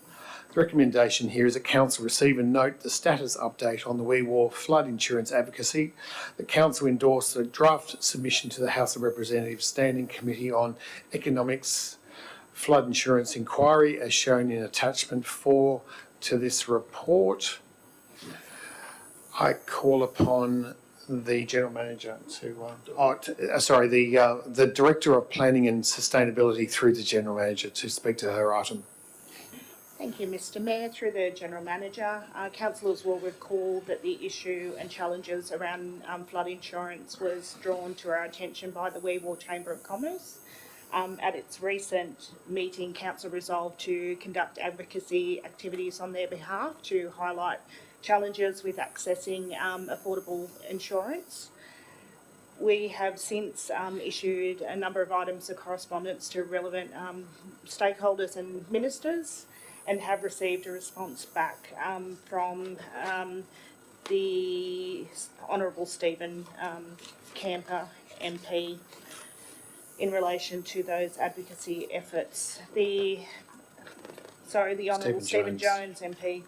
The Honourable Stephen Jones has kindly pointed the organisation in the direction of an inquiry, the flood insurance inquiry that's being conducted at a federal level at the moment. A draft organisational submission has been prepared, responding back to the relevant terms of reference under that inquiry, and also endeavours to highlight the challenges that the Wee Waa business community in particular is facing. So we're requesting Council's endorsement for that organisational submission so that we can get it off today before the inquiry period, submission period closes. Thank you. So we have a recommendation. Do we have a, thank you very much, Director. Do we have a mover for that motion? Councillor Clements, a seconder. Councillor Richardson, thank you. Councillor Clements, would you like to speak to your motion? Absolutely. Look, I appreciate the work of staff. The remarkable spread of increase in costs in Wee Waa, from moderate to 600% and more, would show that there's some issue here, and it gets to the point where people actually can't afford to insure a house, which is not where we need to be. An ABC journalist did some work on this, some great work, and shows a discrepancy across New South Wales. So there is an issue here. There's a problem with either how the factoring is being done by insurance companies, and certainly we understand they receive information for income supplements during floods, and they think that means you're flooded. Wee Waa is often isolated during floods, and there are income supplements to casual workers, and it would seem to be possibly that's a trigger for insurance companies when they're factoring, amongst other triggers. So appreciate the work of staff, and we just need to stick with these things and try and keep people's costs down and allow people to insure their homes. Thank you. Thank you very much, Councillor. Do I have any other comments for or against this motion? I put it to the vote. All those in favour? Those against? It's carried unanimously. Item 13.15, which is Wee Waa Narrabri School Bus Advocacy Update. The recommendation here is that Council receives and notes the report providing an update on advocacy efforts in relation to Wee Waa Narrabri School Bus Services. I'll call upon the Director of Planning and Sustainability through the General Manager just to briefly speak on that item.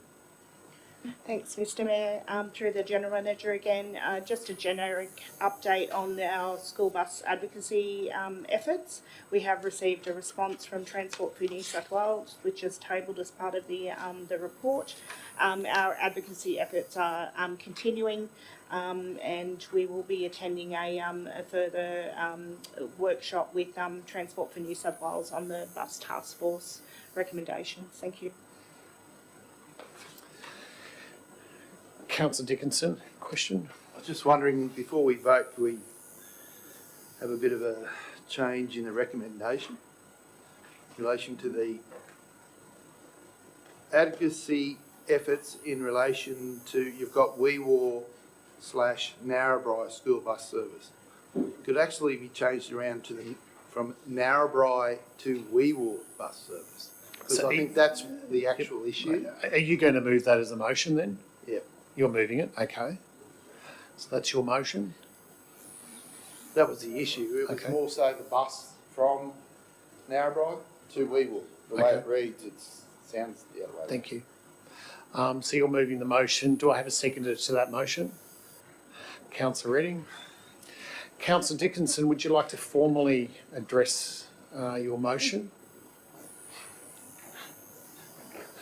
Mr Mayor, just that it makes more sense now. That was all the way I was reading it before. It was a bit ambiguous back the other way. So, yeah, that's what people were asking for, a bus from Narrabri to Weevil. Thank you very much. And I hope it happens as soon as it can. Thank you. So say all of us. Any other councillors like to make a comment for or against this motion? I put it to the council that all those in favour, all those against, it's carried unanimously. Thank you, everyone.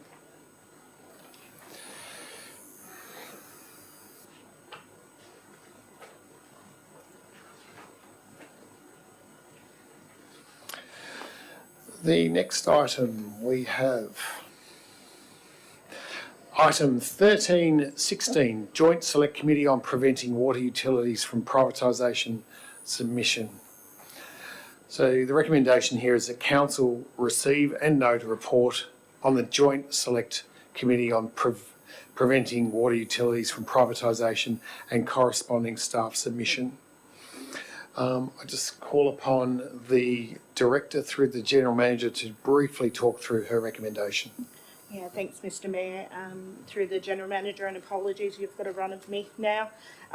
Just an update on raising awareness around this Joint Select Committee's investigation around preventing water utilities. It's been an issue that pops up every 10 years or so. There has been recent amendments to the legislation to protect Hunter Water and Sydney Water from privatisation. And the Select Committee is asking a similar question of what can be done to prevent the sale of rural and regional council water assets. Obviously, the sale of such assets would not be a positive outcome for local government. Unfortunately, couldn't also organise an organisational level submission due to the meeting cycles being out of whack and the timeframes being too tight. So, reports as read. Thank you very much for that. Councillors, do we have a mover on that motion? Councillor Campbell, do I have a seconder? Councillor Dickinson. Councillor Campbell, would you like to speak to your motion? Any other councillors like to speak for or against that motion? I put it to the council. All those in favour? All those against? It's carried unanimously. Thank you, councillors.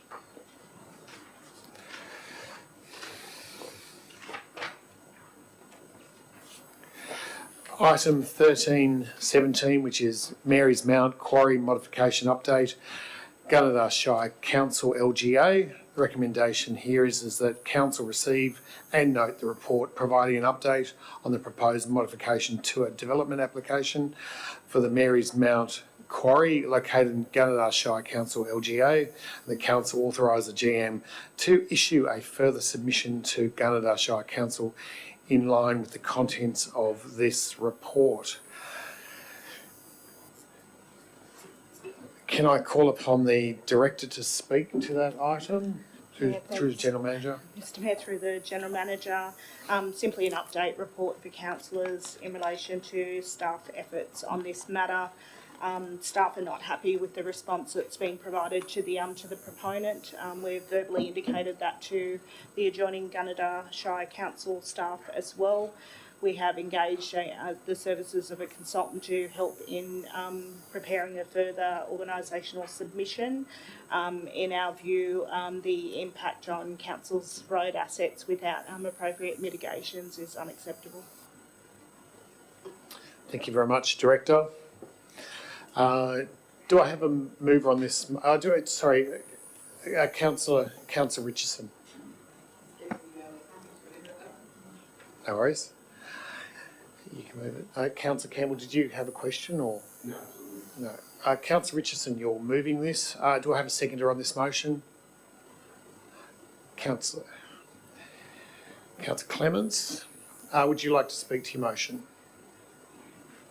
Yes, I would like to speak to it. I definitely think the General Manager needs the authority to make further submissions to Gunnedah Shire Council and the proponent of this matter. The implications of this change, it's our Shire it affects. So Gunnedah Shire, who very clearly in the documentation receives financial income reimbursement for the wear and tear on their roads, we will not get that. So if this change goes ahead, Gunnedah Shire receives less trucks on their road and still their financial incentive, I'm going to call it. Narrabri Shire receives nothing, and we have up to 120 loaded and 120 unloaded trucks every single day on Green Valley Road. There is a lot of property owners out there very concerned. The proponents don't want to stop during peak school bus times, as they do in Gunnedah already. It's another concern. There's not enough road width for buses to pull off the road. In wet weather conditions, they can't pull off the road, or you are going to be bogged or down a drain. That road does flood in areas. I think it's very important that we reiterate there is going to be significant cost to our council if this does not go through. It's very unfortunate that the actual consenting authority is Gunnedah Shire Council, but the issue affects our shire, but we generally have no say except for the submissions that we have done in the past, and we're going to continue to endeavour. I do already note that we already incur cost for this. The Director Osling already just mentioned we've hired a consultant to get this information to keep advocating that our shire will be impacted. That is already a cost to our shire when we're receiving no extra benefits from the change. It's very concerning. There was another thing, sorry, I would like to talk about the 240 movements as per the document, that's loaded and unloaded, says it's not going to cause a significant change to that road. How can they say that? Where is our traffic count? Things like that have not been done. They've been asked, but blatant responses are there. The 2021 noise assessment for it, I question where is the actual current map. How can they say there's going to be no adjustment or no implications for noise? Things like that. Most of our submission hasn't been addressed specifically, which to me is showing that they're not really interested in working with our shire for a positive outcome for both or all three proponents of this agreement. Thank you, Councillor. Councillor Clements, Councillor Campbell. Through you, Mr Mayor, I fully endorse Councillor Richardson's statements, and I think Gunnedah Shire Council are taking the, if you know what I mean. So we should fight this very hard, and I'm sure the Mayor can advocate on our behalf as well. It's just a ridiculous scenario that we aren't being considered in this situation. Absolutely. Thank you very much, Councillor. Do I have any other comments for or against? Councillor Just a Lamont. question, Mr Mayor, through you, the General Manager, to the Director. What powers do we have in order to try and fight the tough fight? We don't have many, do we?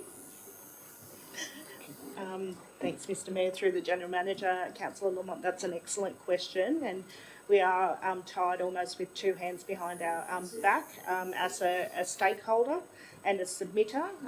There are mechanisms which are less than ideal, including legal enforcement mechanisms, but we have to have a reason to go there, and I don't see any rationale. So it's going to be on a merits basis assessment by our colleagues at Gunnedah Shire.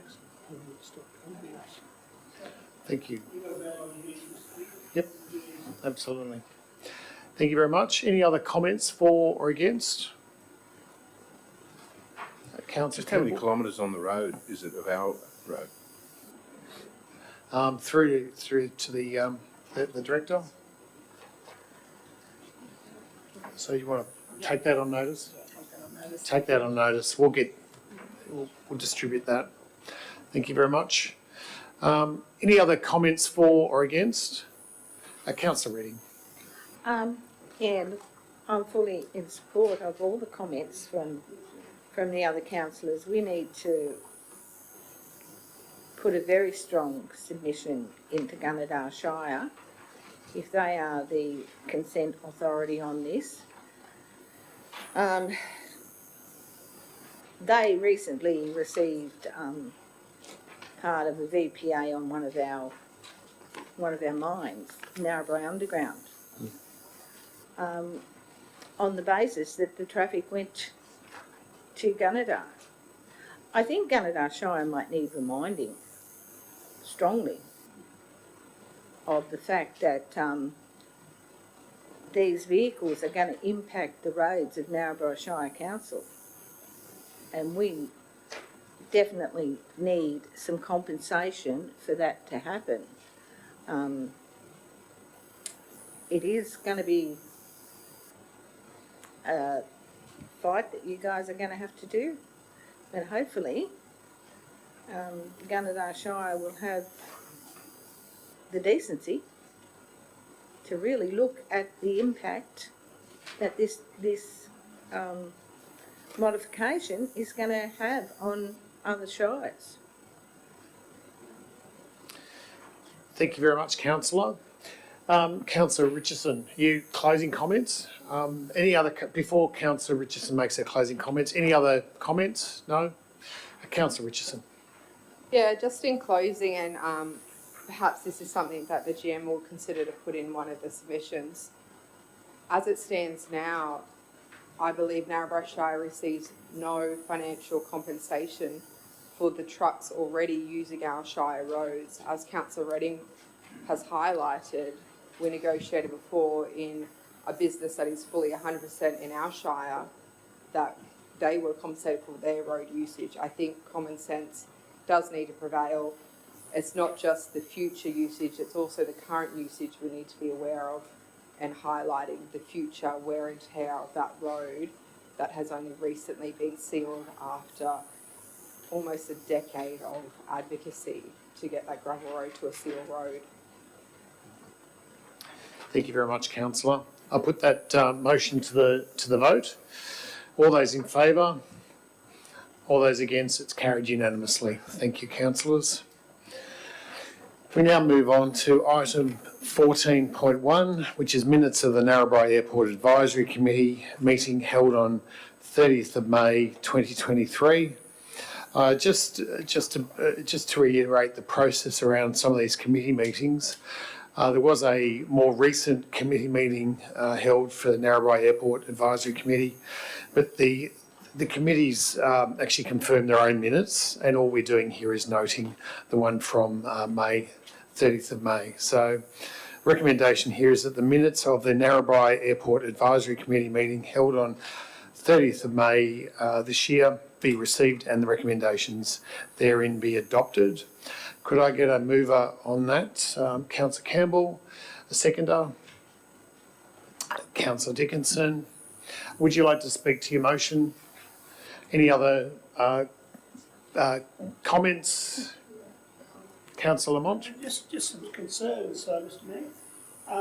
That recommendation is saying that we have been received and the recommendations therein be adopted. And yet you said they adopt their own minutes. What are they? Are they a committee of council, or are they under 355 or 356 or whatever they are around about there? Because if we're just adopting what they're saying in here, and I had a quick look, I couldn't see anything that's of danger nature, we're really noting, aren't we?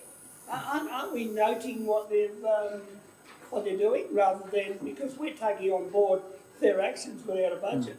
Anyhow, that's only Thank my you. thoughts. That's we'll change that to noted and we'll amend that in the future. Good pick up. Thank you very much, Councillor. We might put that to the vote. All those in favour? Those against? It's carried unanimously. Thank you.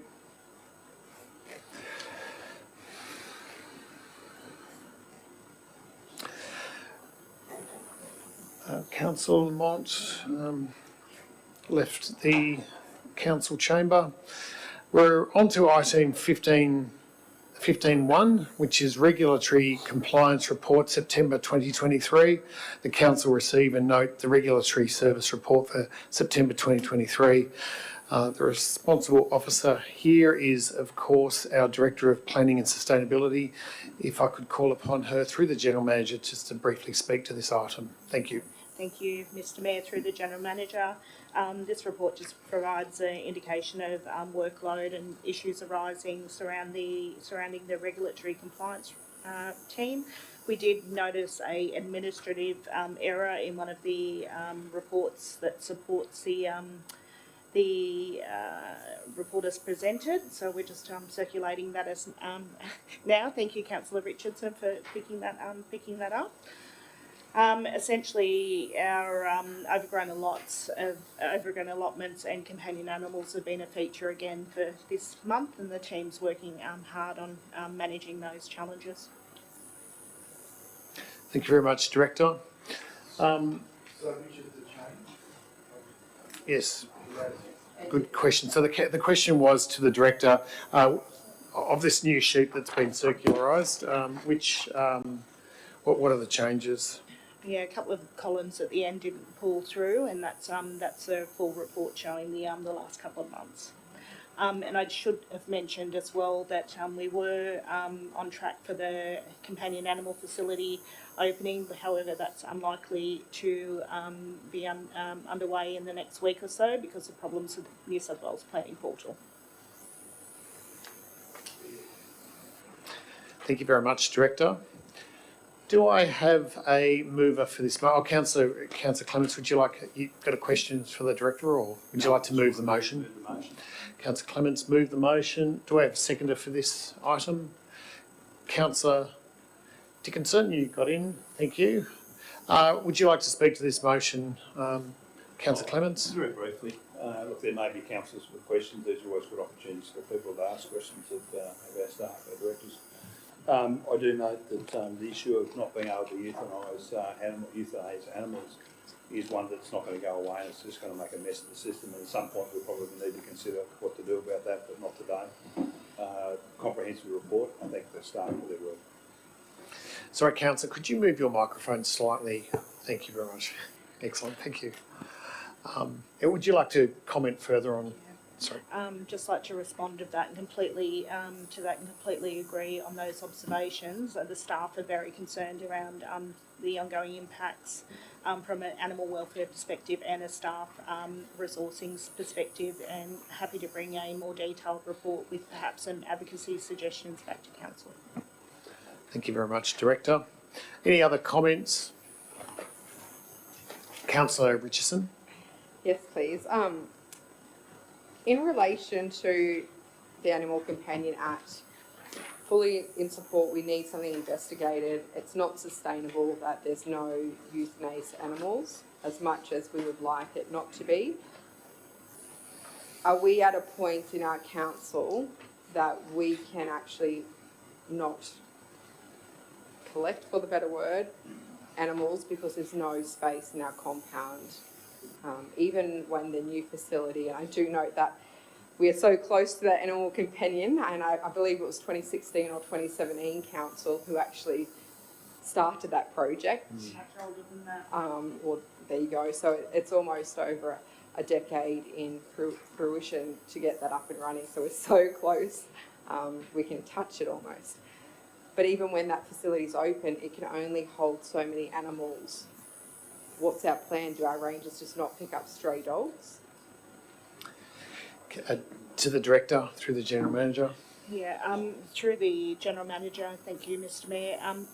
I'll touch upon this issue in a report that I will bring back, but that is correct. We are log jammed with surrenders and strays. The staff are taking a risk-based approach and an opportunistic approach as animals are rehomed. If they are able to be rehomed, that'll free up a space, but it certainly is really deleteriously impacting our day-to-day activities. So, as I said, I'll address that in the report to council.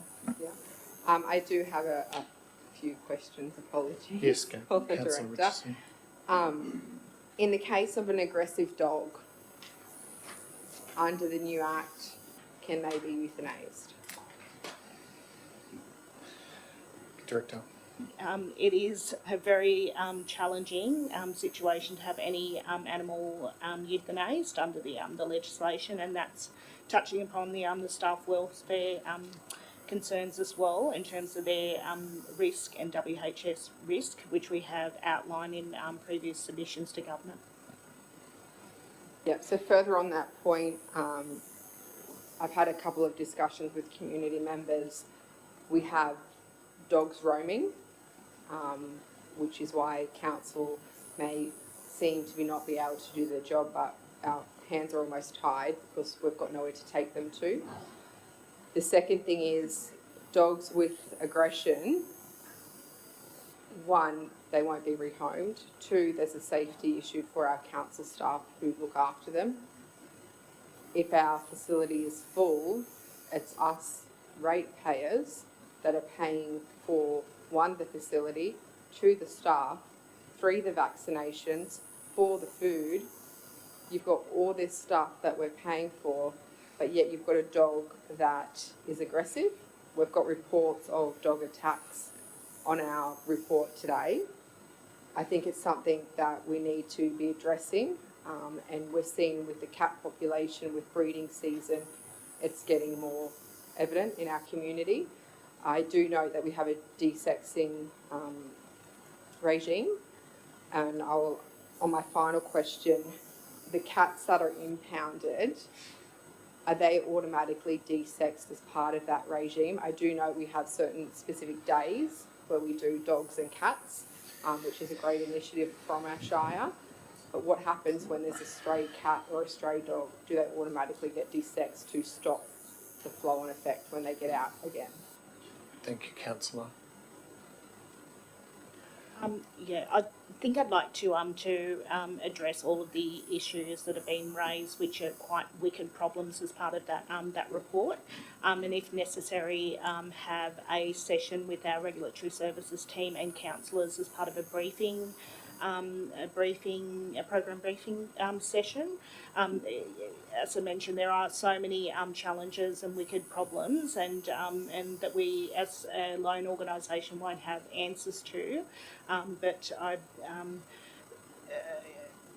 am of the view that perhaps we need to ramp up our advocacy and lobbying efforts to try and resolve proactively some of these problems. Yeah, thank you for that, Director. Thank you, Director. Did I briefly see you say anything? No. Are there any more comments for or against this motion? There being no further questions or comments, I will put it to the floor. All those in favour? All those against? It's carried unanimously. Thank you, councillors. We're at item 15.2, which is the Narrabri Shire Narrabri Shire Waste Strategy. The recommendation here is that Council adopts the Narrabri Shire Council Waste Strategy as attached to this report. I'll call upon the Director of Infrastructure Delivery to just speak to her item through the General Manager. Through the General Manager to the Chair. Yes, so this was presented to Council about 2 council meetings ago, and you have also been briefed, so it's gone out for public exhibition. We had nil submissions. A bit of a summary of the strategy. It focuses on more sustainable waste management system and trying to maximise resource recovery opportunities. So there's quite a detail that I really like. At the end of it, there's a great table that summarises all the opportunities and actions that Council should be taking to achieve this vision. Thank you very much, Director. Do I have any further questions for the Director at all? Do I have a mover on this motion? A mover on the motion, Councillor Redding, seconded Councillor Campbell. Councillor Redding, would you like to speak to this motion? Yeah, just briefly. This strategy is coming back to Council for adoption. It's been out on public exhibition. Yeah, we should just move forward with the strategy and the adoption of it. Thank you very much, Councillor Redding. Any other councillors for or against this motion? Any comments? There being no further comments, I put it to the vote. All those in favour? All those against? That's carried unanimously. Thank you. We're at item 16.1, which is the Narrabri Shire Economic Development Strategy 23 to 32 and Narrabri Shire Regional Workforce and Skills Strategy 2023 to 2032. The recommendation here is that Council adopt the Economic Strategy and Regional Workforce and Skills Strategy. Just call upon the Director through the General Manager just to briefly give us a sense of this item. Yeah, thanks, Mr. Mayor. Through the General Manager, this body of work has been around for quite a considerable period of time. Council's had the benefit of a number of workshops with the consultants EY, some amendments to localise and target some of the components of the strategies were implemented. The documents were subsequently put on public exhibition, and nil submissions were received in response to those documents.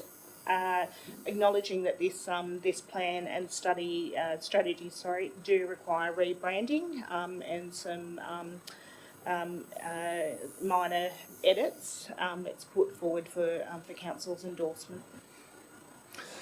Thank you very much, Director. Any questions for the Director at this stage?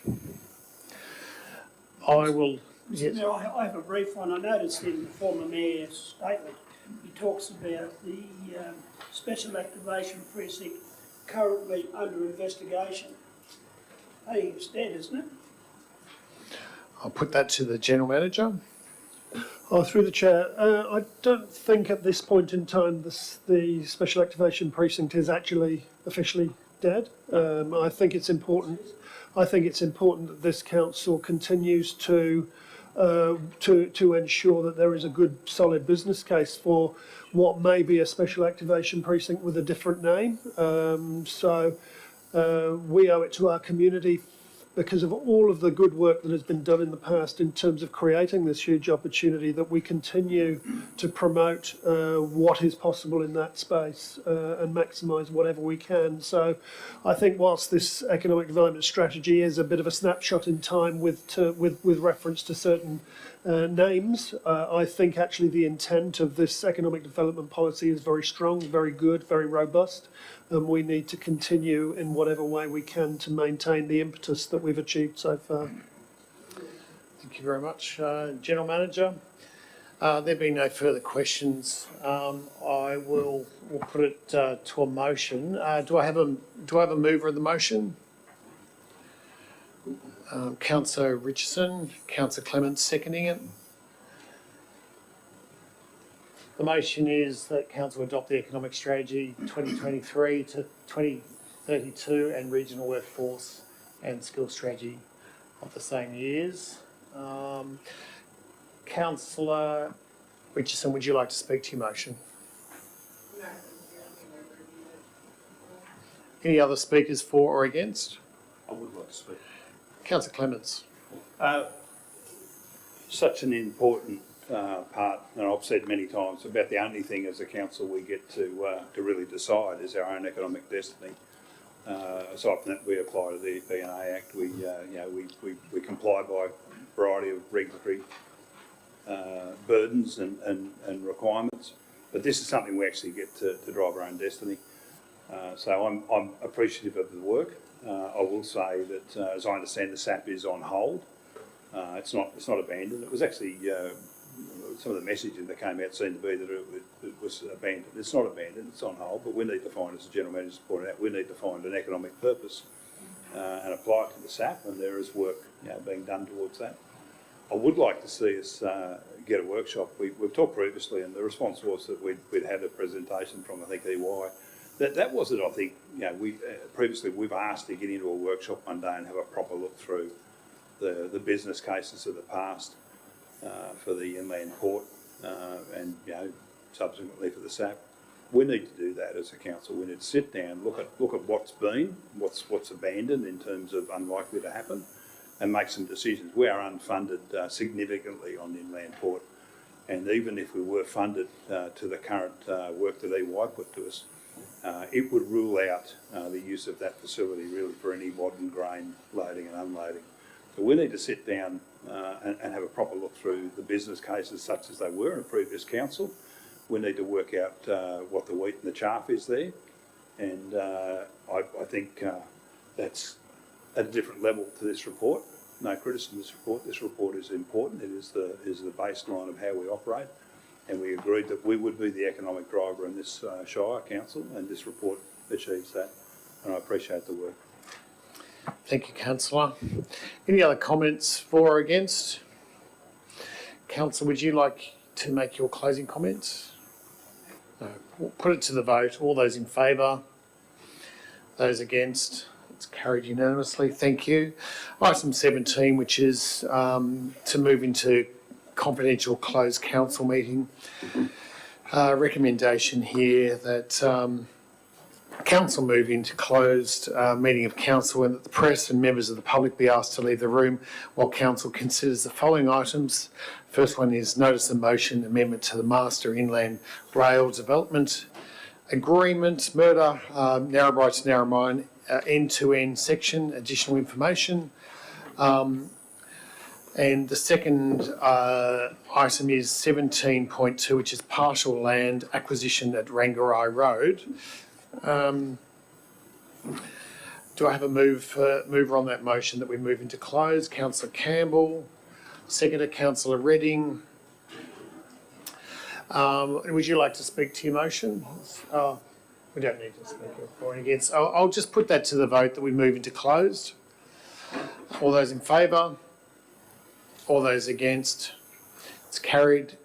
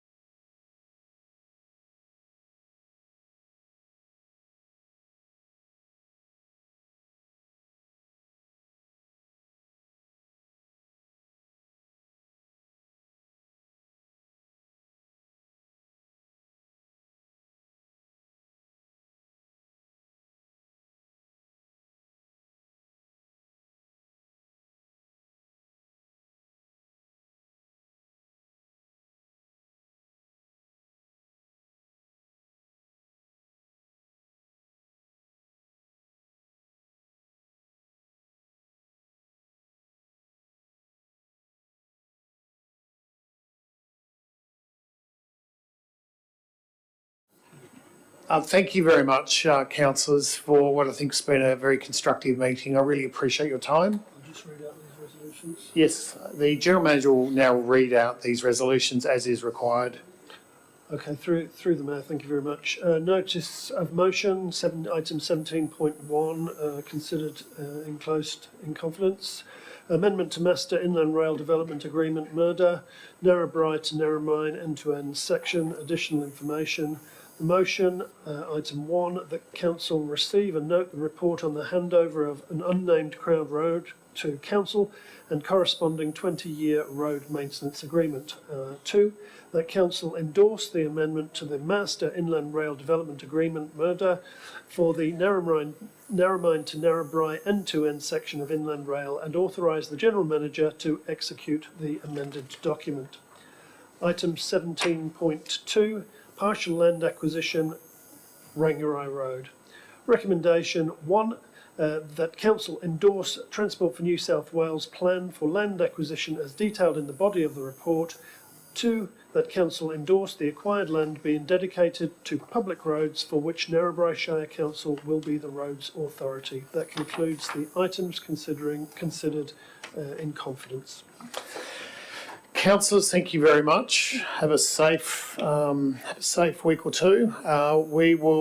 This meeting is now closed at 4:04 p.m. on my watch. The minutes of this meeting are scheduled to be confirmed at the ordinary council meeting to be held on the 28th of November. Thank you, everyone. Grand Valley Road.